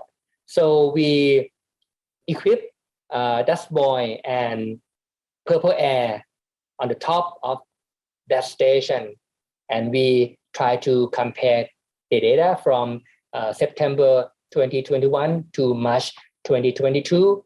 Anyway, we plan to extend our monitoring period until the end of this year, so we can check during the off-peak, when the PM2.5 crisis happened in the north of Thailand. So right now, as we have the data, the correlation of PurpleAir sensor and MET1 sensor, the R square more than 90% is rather, the data rather nice. We have high correlation, and we have similar pattern of the concentration of PM2.5. Anyway, as I told you, we have to keep running this data, and we will check the data again. And one more question that people always ask that about the lifespan of the sensor. Will the sensor will be good enough for 1 year or longer term, like 2 years or 3 years? Anyway, this data will also assure us that how can we use the low-cost sensor for the community for more than long term. Anyway, this is just only brief report to you about how we plan to install PurpleAir and DustBoy in Thailand and in Southeast Asia if this project we have fruitful result, we might continue for the next phase. We would like to extend, install PM 2.5 sensor, not only in Laos and Vietnam, but maybe in Myanmar and in Cambodia. That also one of the biggest source of open burning. And sometimes the PM 2.5 came from those countries. And as well, our PM 2.5 that from open burning in the north of Thailand might go to other countries. So this will bring the collaboration among Southeast Asia, but it will be start from the data. So we hope that low-cost sensor is one of the solutions that we can work together for the future. Thank you very much. Thank you, Dr. Seth, for a very inclusive presentation. However, in this session, we have two speakers. Dr. Wan Viriya will continue the presentation, and then we will have the questions session after this. Please welcome Dr. Wan Viriya from the Faculty of Science, Chiang Mai University. Okay, thank you so much for on things. Okay, so continue with Professor Dr. Said. He talking about the AQC or PurpleAir data already. So my part is how to use the data. Okay, so my part is for social engagement, how to use the data to communicate with our community. So a little bit is for how to use all the data from Dr. Seth. We use the PurpleAir that Ajahn said or already said it about the PurpleAir data. So we have almost 20 from these projects, but we still have another from, I think they buy from US. So we use 20 sensor in these projects. All data, I think is very useful, but for the local community, it's very difficult to understanding.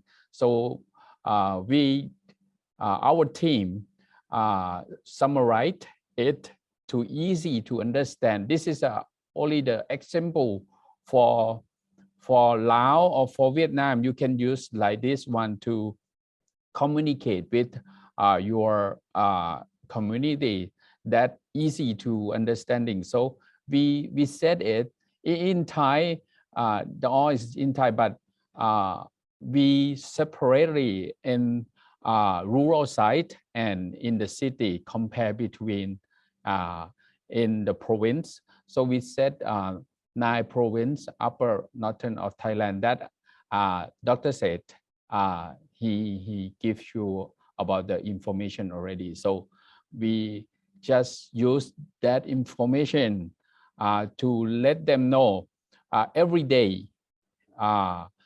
We set for 4 times, 8 a.m., 11 a.m., and 2 p.m. and 7 a.m. p.m. In each day for 4 times. So we use this information for in Line group and also in Facebook page to communicate with all of our network in upper northern of Thailand. So we communicate every day, something like some area have high concentration of PM 2.5. So we can ask them why that area is high concentration, and they can take a look or the real situation in the area, what happened with the area, and can take a look with the hotspot also. And also we communicate with them with the Facebook page from our center that Ajahn Somporn is the head of this center, and also with the local web page and the local communicate with our this web page have 20 20,000 people to follow in this. We call Vivo, the volunteer for about the environmental, especially the air pollution. And also this one is set from this year. We call DustStation. DustStation is for use this platform for communicate with our local community, especially upper northern of Thailand. So today I will show you in video what we doing in the real every day. They talking in clip video and in live with their community. I think today still have that station. After our seminar, we will have every day in at 1 p.m. I think. Okay, let's move to the video that I will show you what happened or what is our channel to communicate with our community that use the PurpleAir data. Okay, let's join it.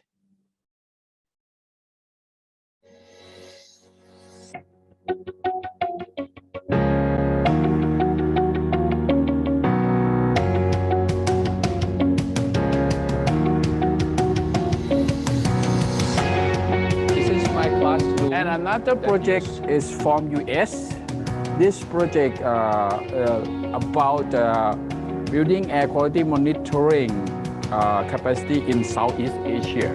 This project will be set in Thailand, in Laos, and in Vietnam. So our international program, environmental science program.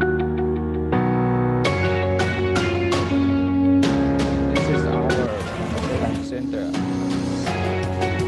I think someone is the head of this. สวัสดีครับวันนี้เฮามาปะกันแล้วนะครับกับรายการฝุ่นบ้านเฮานะครับเป็นรายการที่หูมดจบในเรื่องฝุ่นนะครับวันฟอกอากาศครับอันนี้ก็เป็นไซต์นะครับหรือว่าเป็นจุดติดตั้ง PurpleAir นะครับที่เฮาไปติดตั้งที่เทศบาลแม่นะนะครับอาจารย์ว่านวิทยาขอลาไปก่อนนะครับสวัสดีครับ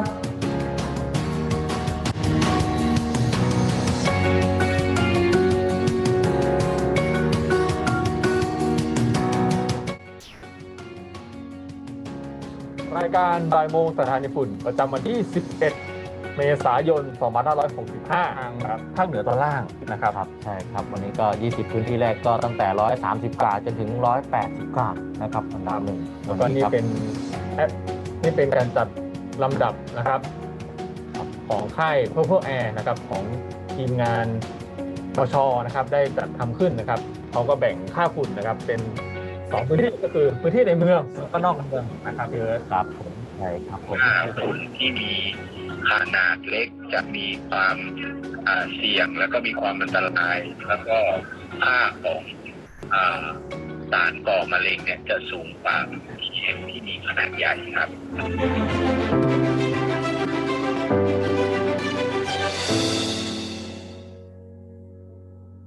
Okay, for my price is only that.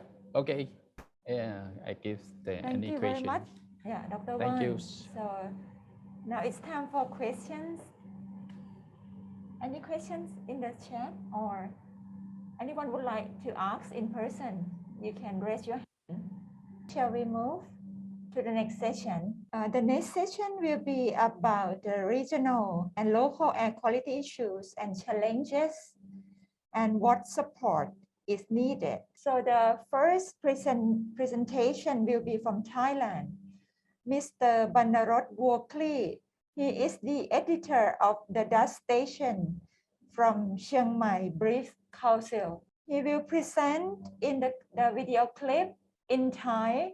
Then we will ask our interpreter to translate into English for the Vietnamese interpreter to speak in Vietnamese.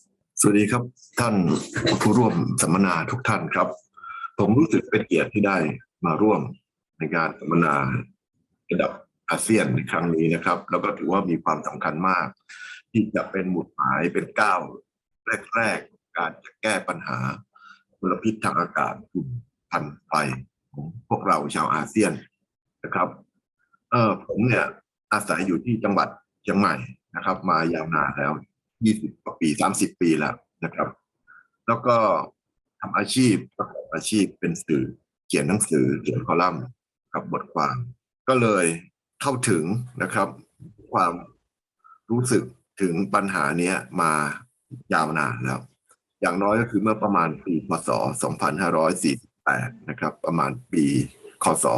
2005นะครับผมก็เขียนบทความลงในหนังสือพิมพ์ท้องถิ่นถึงปัญหามลพิษอากาศในเชียงใหม่นะครับซึ่งตอนนั้นเนี่ยเรายังมีความรู้เรื่องมลพิษอากาศน้อยมากค่ามาตรฐานเป็นแค่ PM10 นะครับมาตรฐานของไทยอยู่ที่120 ไมโครกรัมต่อลูกบาศก์เมตรเฉลี่ย24 ชั่วโมงซึ่งกว่าจะถึงขั้นมาตรฐานตามมาตรฐานดังกล่าวนั้นเกินมาตรฐานดังกล่าวนั้นท้องฟ้าก็จะมืดมัวไปหมดแล้วสีเหลืองไปทั่วทั้งเมืองนะครับแต่เราก็ยังอยู่ภายใต้มาตรฐานนั้นมายาวนานนะครับแล้วก็ประเทศไทยของเราเนี่ยผมนะครับได้รู้สึกถึงปัญหามลพิษอากาศภาคเหนือเนี่ยมาเมื่อปี 2550 ก็คือค.ศ. 2007 ก็ได้เอาเข้าครม.ได้มีการนำปัญหาของภาคเหนือมลพิษอากาศของภาคเหนือเข้าคณะรัฐมนตรีก็มีการตั้งกรรมการระดับชาติมากมายนะครับนับจากนั้นมา5 ปีแล้วนะครับปัญหานี้ก็ยังไม่บรรเทาเบาบางลงสักเท่าไหร่นะครับแล้วก็มีการนำเข้าครม.เข้าประชุมที่กรุงเทพเนี่ยและทุกปีนะครับทุกปีก็มีการประชุมแล้วก็ส่งคนมาแก้ปัญหาบางปีก็โชคดีมีฝนตกเยอะนะครับปีลานีญาก็บรรเทาเบาบางลงแต่บางปีก็หนักนะครับในเมืองเชียงใหม่เคยหนักถึงขนาดมีมลพิษอากาศ300 400 500 ไมโครกรัมต่อลูกบาศก์เมตรนะครับซึ่งหนักมากสูงจริงๆเป็นความทุกข์ทรมานเราเริ่มเข้าใจปัญหานี้ลึกซึ้งขึ้นต้องขอบคุณเทคโนโลยีแล้วก็ความรู้ทางวิชาการครับประเทศไทยเพิ่งจะมีการเปิดเผยข้อมูลฝุ่นละอองขนาดเล็กเป็นหน่วยเป็น PM 2.5 เมื่อ 3-4 ปีผ่านมานี่เองนะครับแล้วก็ก่อนหน้านี้เราก็ไม่เคยรู้ถึงอันตรายของมันมากนะสังคมยังไม่ตื่นตระหนักเท่าไหร่ก็ต้องขอบคุณที่มีเซ็นเซอร์ขนาดนี้นะครับเยอะขึ้นเมื่อก่อนคนยังไม่กล้าใช้กันของราชการเองไม่สนับสนุนก็เพิ่งจะมาช่วงหลังๆเนี่ยที่ภาคเหนือเนี่ยเริ่มมีเซ็นเซอร์ขนาดเล็กติดในระดับอำเภอแทบทุกอำเภอไปแล้วนะครับแล้วก็ถึงระดับรายตำบลประมาณครึ่งหนึ่งนะครับนี่คือหน่วยปกครองของไทยนะครับตำบลนี่ใหญ่กว่าหมู่บ้านแต่ที่สุดแล้วเนี่ยเราก็ยังอยู่ในระหว่างการพยายามแก้ปัญหาของเราเนี่ยตอนแรกเราเข้าใจว่ามีเฉพาะในภาคเหนือนะครับแต่เมื่อเรามีเครื่องวัดกระจายตัวมากขึ้นมีความรู้มีข้อมูลทางดาวเทียมจุดฮอตสปอตเราก็ได้พบว่าจริงแล้วเนี่ยไม่ใช่แค่ภาคเหนือแต่เป็นแทบทั้งประเทศไทยยกเว้นภาคใต้เท่านั้นเองอยู่ติดกันเลยนะครับแทบทั้งประเทศไทยนี่มีปัญหาเรื่องมลพิษอากาศนะครับและแหล่งปล่อยมลพิษการเผาในที่โลกแทบทุกภาคนะครับมีทั้งภาคอีสานนะครับภาคตะวันออกเฉียงเหนือนะครับแล้วก็ภาคกลางซึ่งมีการทำนาข้าวนะครับแล้วเราก็มาพบว่าที่จริงแล้วเนี่ยประเทศไทยก็เป็นหนึ่งในประเทศที่มีฮอตสปอตมากเป็นลำดับต้นๆนะครับเป็นแหล่งไฟแล้วก็จุดฮอตสปอตของเราแหล่งไฟของเราเนี่ยเป็นไฟของภาคเกษตรก็แสดงว่ามลพิษของไทยเนี่ยครับเป็นมลพิษจากภาคเกษตรเป็นหลักก็ยกเว้นแต่ภาคเหนือของผมเนี่ยมีภูเขาสูงมีป่าไม้มาแหล่งมลพิษตัวหนึ่งเป็นหลักอีกตัวหนึ่งภาคเหนือก็คือมาจากการเผาในป่านะครับซึ่งเป็นป่าผัดใบนี่เป็นลักษณะเฉพาะในแต่ละบริบทที่แต่ภาพรวมของเราแล้วเนี่ยเป็นไฟจากภาคเกษตรการเผาในที่โลกและเมื่อมองภาพรวมให้กว้างไปกว่านั้นอีกนะครับเราก็พบว่าจริงๆแล้วในย่านภูมิภาคของเราเนี่ยในอาเซียนที่ LMUT ก็เป็นภูมิภาคแห่งไฟโดยแท้ นะครับดูจากแผนที่ของนาซาทุกๆวันทุกๆเช้าในช่วง3-4 เดือนมานี้ผมดูทุกเช้าแล้วเราก็พบว่าโอ้โหมันมีไฟเยอะแยะมากมายไปหมดเลยเอเชียตะวันออกเฉียงใต้ของเรานะครับในเพื่อนบ้านใกล้ๆกันขออนุญาตเอ่ยชื่อนะครับประเทศเมียนมาทางรัฐฉานทางรัฐกะยาติดอยู่กับพรมแดนของผมเนี่ยทางภาคเหนือของผมเนี่ยครับอีกทางหนึ่งก็พี่น้อง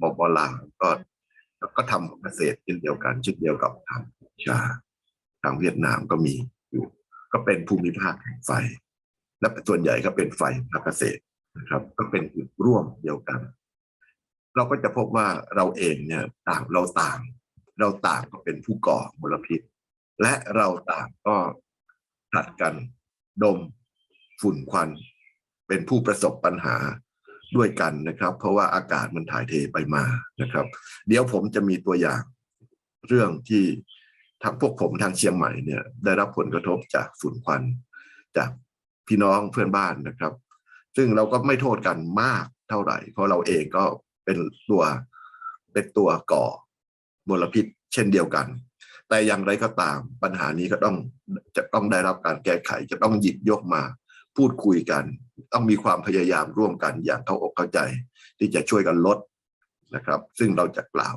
ต่อไปนะครับในฐานะของภาคประชาชนในส่วนของภาคเหนือเนี่ยภาคเหนือตอนบนของผมเนี่ยครับแทนที่จะมันเป็นเรื่องที่ซับซ้อนที่จะแก้เรานึกว่ามีไฟภาคเกษตรก็หยุดไฟภาคเกษตรสิเอาอย่างอื่นมาแทนนี่คือวิธีคิดง่ายๆนะครับคือใช้เทคโนโลยีหรือใช้อะไรต่างๆที่ไปแทนการใช้ไฟภาคเกษตรแต่ในส่วนของภาคเหนือของผมเนี่ยมันไม่ใช่อย่างนั้นมันมีความซับซ้อนในเชิงโครงสร้างด้วยนะครับเรื่องสิทธิที่ต้องกินเรื่องอำนาจในการเข้าถึงทรัพยากรเรื่องที่ต้องกินของชาวบ้านก็อยู่ในเขตป่าของรัฐด้วยรัฐก็บอกว่านี่เป็นเขตป่าของรัฐชาวบ้านก็ก็เกิดเป็นการพิพาทกันซึ่งจะนำมาสู่การไม่สามารถที่จะพัฒนาใดๆแหล่งน้ำแล้วก็การไปปลูกพืชอื่นที่ยั่งยืนกว่าพืชที่ใช้ไฟนี่ก็เป็นตัวอย่างของแต่ละบริบท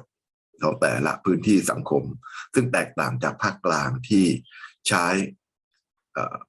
มีการทำนาข้าวเยอะนะครับคราวนี้บางปีเนี่ยมีการทำนาหลายรอบเขาเรียกว่านาปรังซึ่งทำในฤดูแล้งก่อนที่นาปีตามฤดูฝนจะเกิดพอเขาทำนาปรังเสร็จต้องรีบเผานะครับเพราะว่าจะได้ใช้พื้นดินให้เกิดประสิทธิภาพสูงสุดในการใช้หมุนเวียนให้ทันกับฤดูกาลนี้ก็เกิดการเผาเช่นกันที่ผมยกตัวอย่างมาในแต่ละ พื้นที่ของประเทศไทยเนี่ยเพราะผมก็พยายามจะเข้าใจเพื่อนบ้านพี่น้องเพื่อนบ้านนะครับในทั้งซีกซ้ายซีกขวาในเมียนมาแล้วก็ในประเทศลาวที่อยู่ติดกันและก็เป็นที่รับรู้กันว่าควันที่เกิดขึ้นเนี่ยมันก็ข้ามกันไปข้ามกันมานะครับผมก็พยายามที่จะเข้าใจว่าทำไมในพม่าในรัฐฉานเนี่ยมีไฟเยอะนะครับก็รัฐฉานเนี่ยมีพื้นที่ใหญ่มากผมเคยข้ามเข้าไปเขาเรียกว่าเทือกเขาฉานโยมานะครับจากเชียงตุงข้ามไป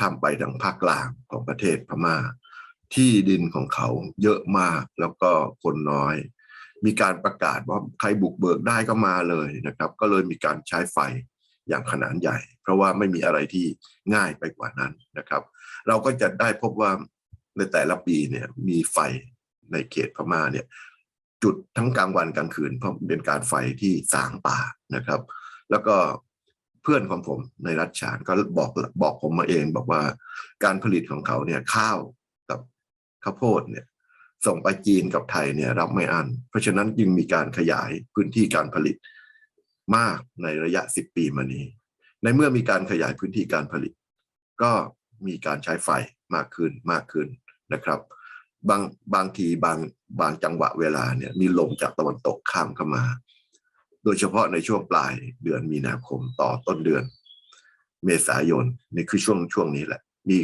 มีลมจากพม่าเนี่ยเข้ามานะครับก็ทำให้ค่ามลพิษอากาศของภาคเหนือของไทยเนี่ยก็สูงขึ้นมาจากของเดิมที่ตัวเองก็มีอยู่แล้วนะครับในส่วนของเพื่อนทางลาวนะครับผมไม่ค่อย ได้สนใจทางนี้มากนักจนกระทั่งเมื่อต้นเดือนเมษายนที่ผ่านมานี้นะครับประมาณวันที่7 8 9 10นะครับเมื่อวันที่5เมษายนเนี่ยพี่น้องลาวเนี่ยเผามากฮอตสปอตเนี่ยขึ้นไปเป็น7,000 กว่าจุดนะครับระบบเวียแล้วหลังจากนั้นอีก 2-3 วันก็วันที่7หรือไงวันที่7หรือ9เนี่ยครับเผาขึ้นไปเป็นหมื่นนะครับเพราะฉะนั้นในภาคเหนือของเราโดยเฉพาะในเขตชัยบุรีนะครับแถวหลวงพระบางนะครับทางใต้ของหลวงน้ำทาก็จะเยอะมากเลยผมมีฮอตสปอต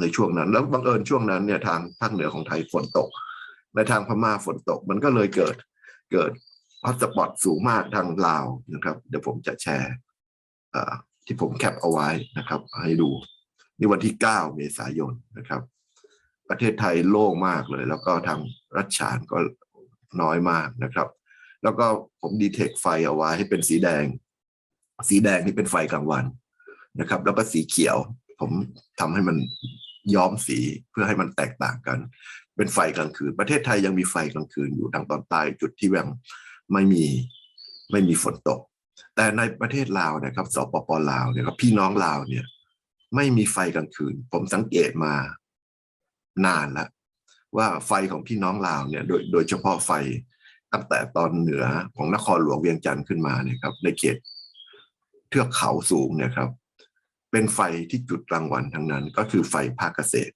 ในพื้นที่สูงจะต้องทำแนวกันไฟเอาไว้แล้วก็ดับไปในวันนั้นนะครับไอ้นี่เป็นข้อดีของไฟของพี่น้องลาวที่ไม่จุดกลางคืนนะครับแต่อย่างไรก็ตามก็เยอะมากนะครับคราวนี้ไฟของพี่น้องลาวในวันนั้นนะบังเอิญในช่วง7 8 9 10 11ลมก็พัดเข้ามาด้วยก็เลยพัดเข้ามาทางประเทศไทยนะครับพรมแดนของประเทศไทยทางฝั่งที่ติดกับลาวเนี่ยก็เลยม่วงขึ้นมานี่เป็นสีแบบ US AQI นะครับก็เป็นสีม่วงสีมารูนแล้วก็สีแดงนะครับทางฝั่งซีกขวาก็เลยมีผลกระทบหนักนะครับส่วนซีกขวาก็คือทางด้านตะวันออกของภาคเหนือทางจังหวัดน่านจังหวัดแพร่นะครับจังหวัดพะเยาก็แดงขึ้นมาส่วน VMAP นะครับ Visual Map ที่เป็นสีย้อมสีเนี่ยครับของ CCDC ของมหาวิทยาลัยเชียงใหม่ก็ให้แสดงค่าสีในช่วงดังกล่าวนั้นเช่นเดียวกันว่ามันหนักมาทางทิศตะวันออกซึ่งติดกับประเทศพี่น้องลาวนะครับประเทศลาวนี่เป็นตัวอย่างของการข้ามไปข้ามมาแล้วถามว่าผมจะกล่าวโทษพี่น้องลาวหรือก็ไม่ใช่ครับแต่สิ่งที่ผมอยากจะรู้จริงๆก็คือว่าสิ่งที่อยากรู้ที่สุดก็คือว่าเราอยากรู้ข้อมูลนะครับเพื่อจะได้ทำความเข้าใจกันนะครับสิ่งที่เราอยากได้จริงๆคืออะไรเราอยากให้มีการแก้ปัญหานี้อย่างเข้าอกเข้าใจกันนะครับในประเทศไทยเนี่ยไม่เข้าใจกันมานานพอสมควรก็คือว่าสั่งห้ามเลยห้ามไม่ให้มีฮอตสปอตเลยซึ่งเป็นไปไม่ได้นะครับแต่ทำยังไงที่จะลดการใช้ไฟเนี่ยครับอย่างเป็นขั้นเป็นตอนแต่ก่อนจะลดได้เนี่ยเราก็ต้องทำความเข้าใจกันก่อนนะครับถามว่าในฐานะประชาชนที่ติดตามข่าวสารอยากได้อะไรอยากได้ข้อมูลข่าวสารในประเทศพม่าเนี่ยแทบไม่มีเมียนมานะครับไม่มีเซ็นเซอร์เลยในลาวยังมีน้อยอยู่นะครับนี่อยากได้ตัวที่สองก็คือว่าชุดข้อมูลความรู้เนี่ยมันต้องแลกเปลี่ยนกันอย่างเช่นทำไมลาวเขาสามารถคอนโทรลไฟไม่ให้มีไฟกลางคืนได้เลยนะครับแต่ในพม่าเนี่ยเยอะในไทยก็เยอะนะครับน่ามีการแลกเปลี่ยนความรู้ผมอยากจะให้เกิดมีการพื้นที่แลกเปลี่ยนข้อมูลข่าวสารกันระหว่างประชาชนกับประชาชนนะครับนอกเหนือจากความร่วมมือจากรัฐนะครับการนำความรู้ของประชาชนแลกเปลี่ยนกันปัญหาที่ประสบกันเนี่ยครับก็จะนำไปสู่การแก้ไขปัญหาในระดับประชาชนด้วยนะครับอันนี้คือสิ่งที่ผมอยากเห็นนะครับในฐานะที่เป็นผู้รับผลกระทบทางเรื่องนี้เนี่ยก็มานานพอสมควรแล้วนะครับไอ้นี่ก็เป็นสิ่งที่อยากจะสะท้อนแลกเปลี่ยนกันในวงสัมมนานี้ครับขอบคุณครับสวัสดีครับ Thank you very much. That is from Mr. Banarot, the editor of the Dust Station Chiang Mai Brief Council. So Anyone have something to say? Like comments? So the next speaker is Mr. Thilakon again. Are you ready? Yes. Mr. Thilakon from Laos. So please start. Yes. Once again, my name is Thilakon. So today I will sharing and brainstorm what we are dealing with for pollution in the Laos PDR. Thank you so much for last Thai speaker, because the information we share is very important and very good for this information.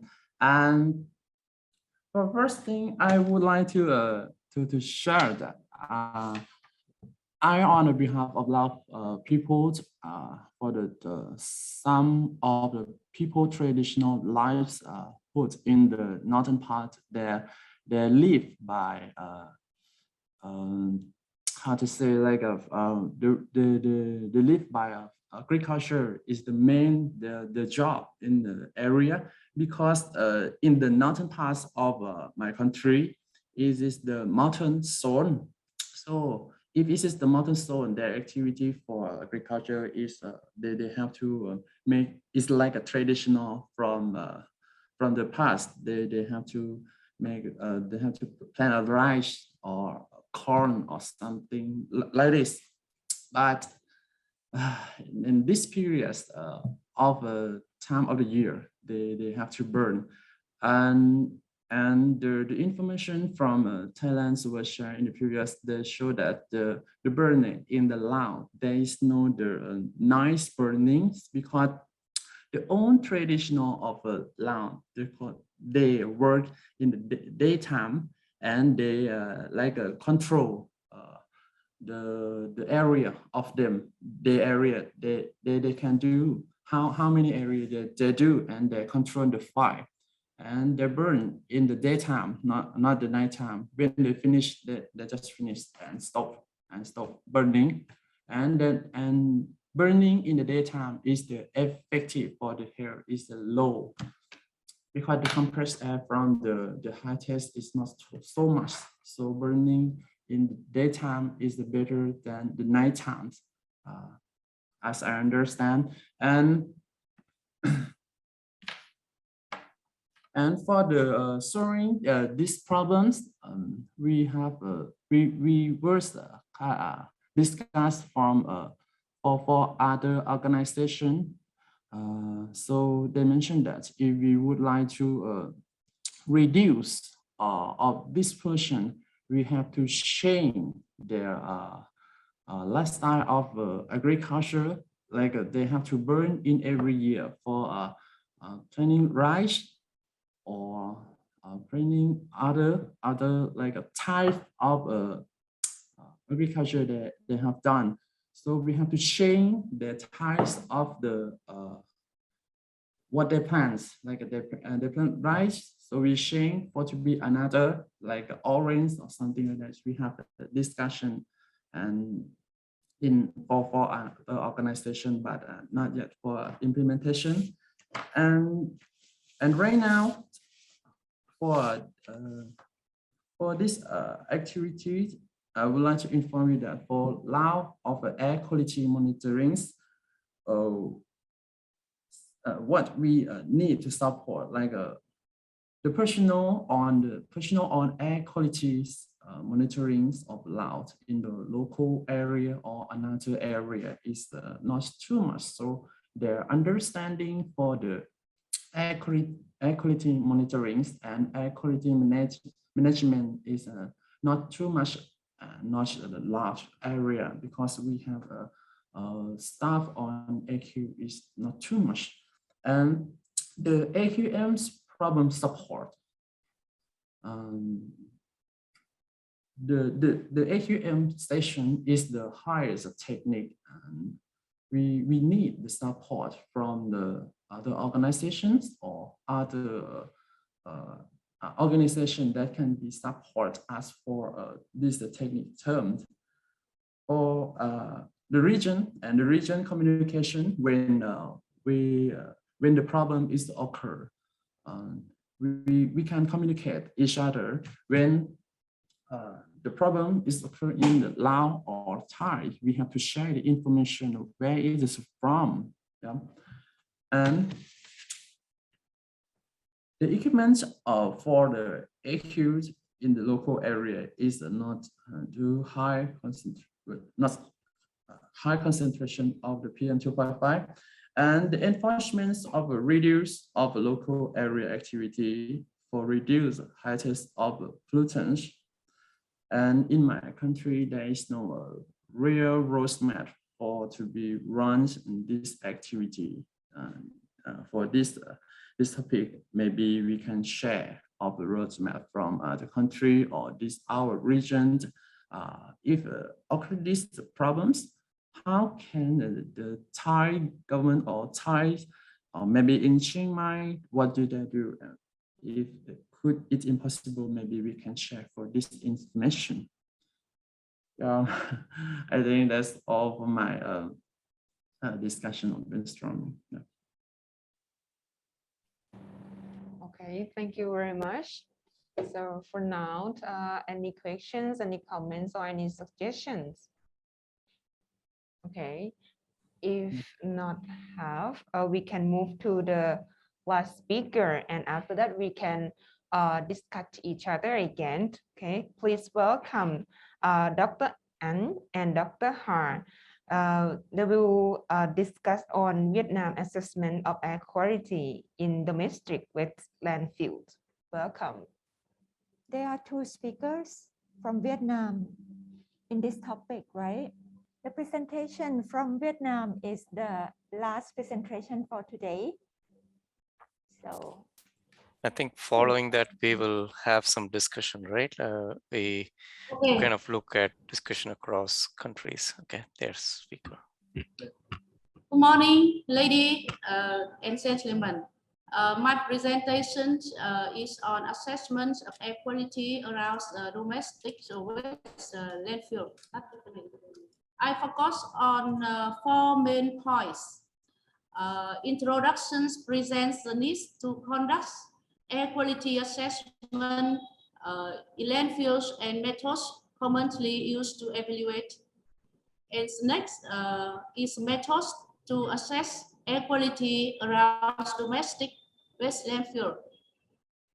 And the final one is some research results in Vietnam. As you know, suspenders and toxic gases emitted from landfills such as methane, ammonia, sulfur heroes, and others can significantly pollute air environment and directly affect the health of households living around landfills.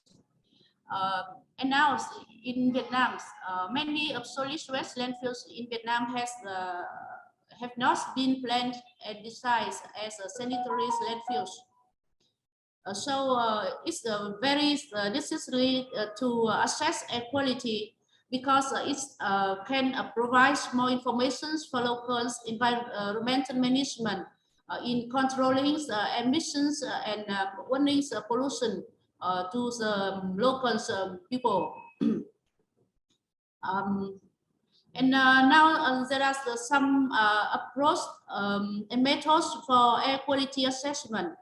And there are 2 main approaches for air quality assessment, such as using monitoring data and data calculated from the environmental modeling. And after that, we can use the data to calculate air quality index. However, the modelings are often used in the case of lacking of monitoring data, especially in small landfills. Now I would like to talk about the methodologies for assessment of air qualities around domestic waste landfills. The first one is collect statistics monitoring data of toxic gases and suspenders for many years. And the second one is builds modern pollution transportations according to the semi-empirical theoretical methods on the basics of the Gifford-Hanna model adapted by PurpleAir from Vietnam. And the third one is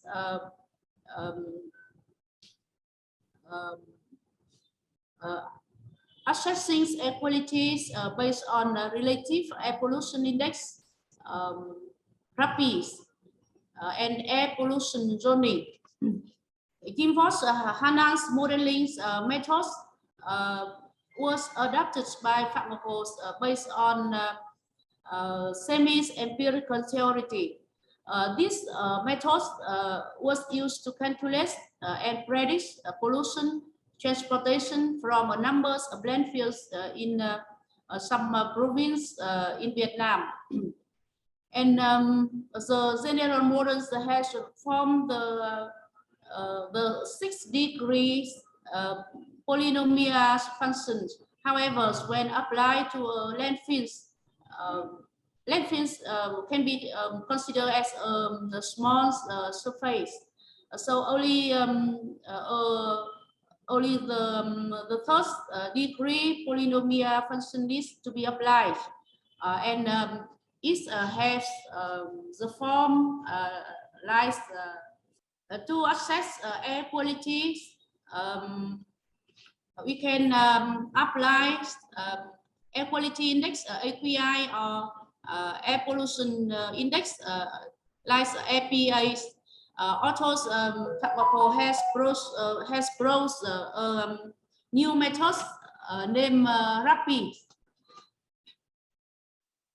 relative air pollution index. RAPID has advantage such as applications is different types of data, both measures and models data, and rating scales and factor important ways calculated based on theory, and it's also can air pollution zoning is based on RAPID. Now I would like to talk about some results according to the methods mentioned above. The first one is the calculations of air pollution transportation from the landfill based on a semi-empirical theoretical model. And the second one is the assessment of air quality surrounding the landfills based on RAPID.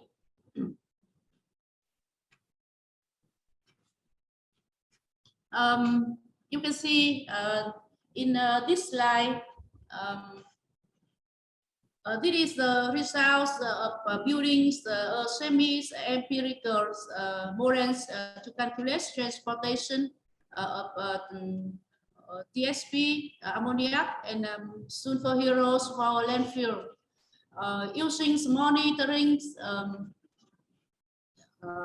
data for 6 years as these landfills, the Gifford-Hanna model adapted by PurpleAir was applied to build the linear regression of the first degree function.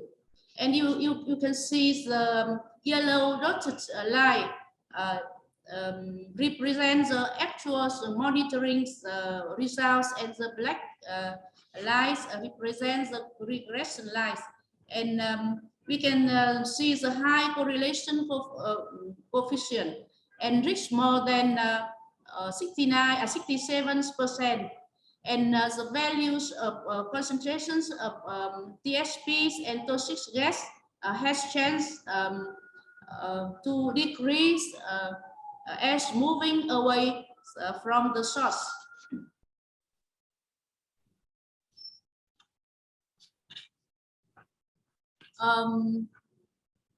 Now I would like to talk about the results of air quality assessment and air pollution zoning around the landfills based on a case study. This you can see this data show results of calculations of individuals index based on models values and permitted values.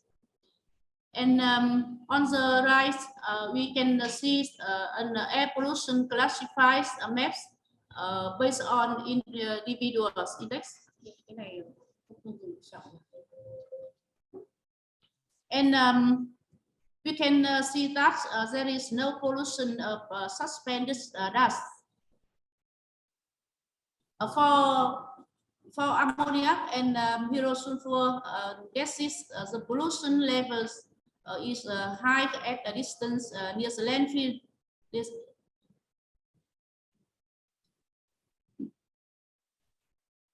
Especially for pyrosulfur, within 300 meters, its concentration is 2 times higher than the permitted values from a distance of 6 to 700 meters away from the landfill.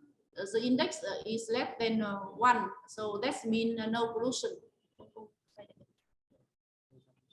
And based on the established regression equation, the model for calculation transportation, TSP and HIS was built.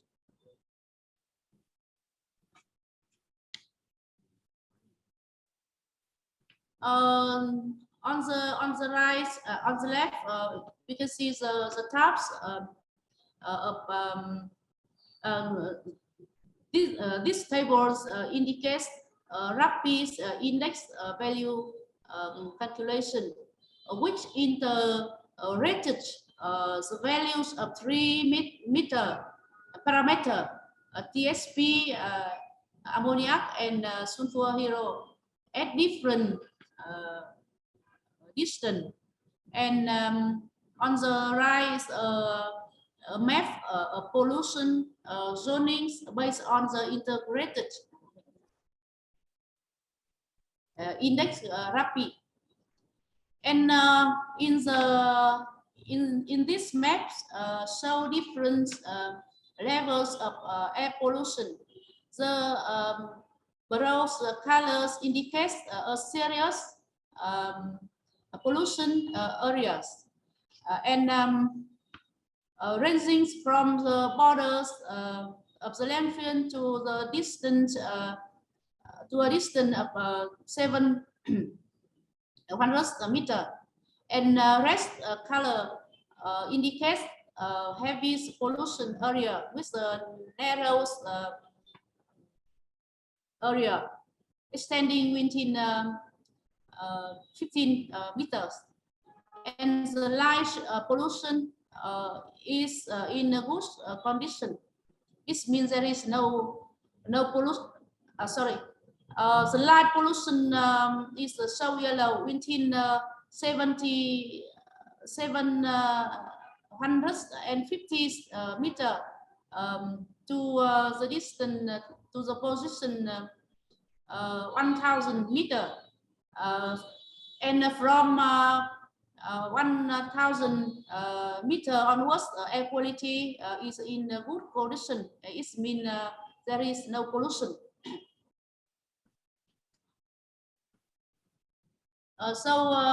We have some conclusion as follows.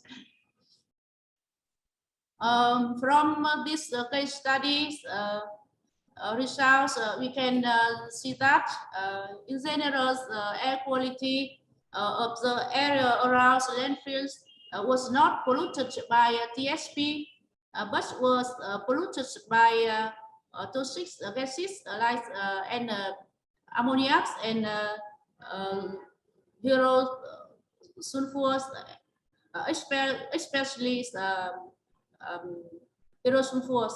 As a distance from the landfill, about 600 to 700 meters, concentration value is higher than the permitted standard.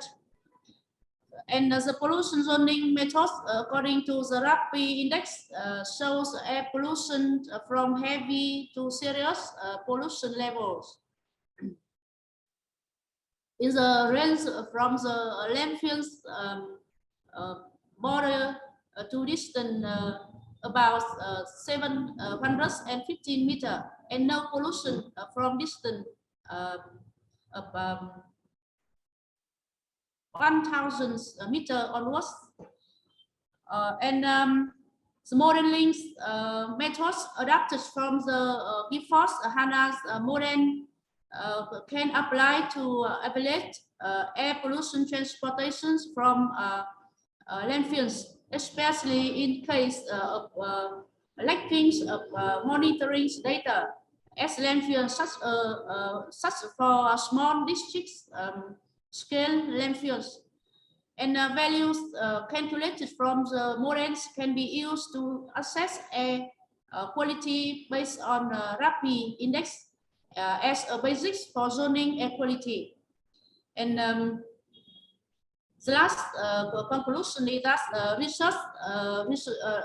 results provides more information for local environmental management and pollution warning to the local people living near the landfills, as well as the scientific basics for evaluate compensations for household. If there is any dispute or complaints from local people due to pollution effects, this is some results about air quality assessment around landfills in some projects in Vietnam. Thank you very much. Okay, thank you very much, Dr. Ant. So after that, we have a short discussion. Right? So Prakash, do you have something to say? Yeah, thank you very much. So I think what I wanted to do is and see if anyone else has any feedback or on the discussion. I think it was very interesting and actually eye-opening to hear the challenges that the public and the stakeholders experience, particularly from the speaker from Thailand and Laos. And I think it kind of stresses a few key points, right? First, it's a transboundary.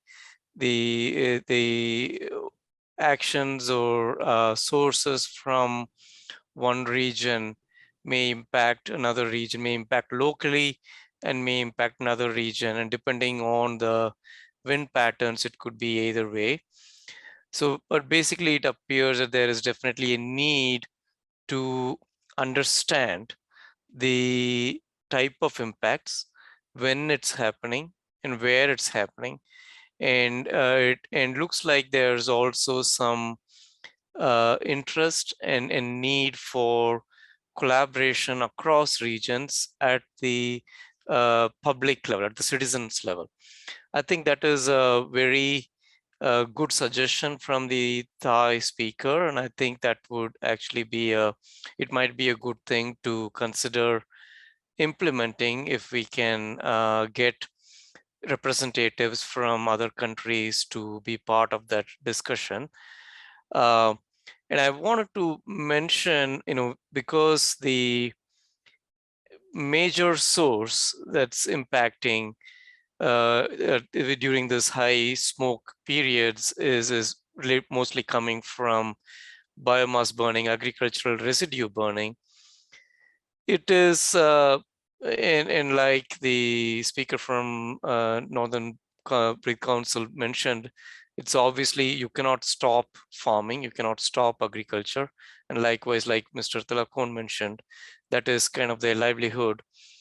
So obviously, and I think it's not an isolated situation, right?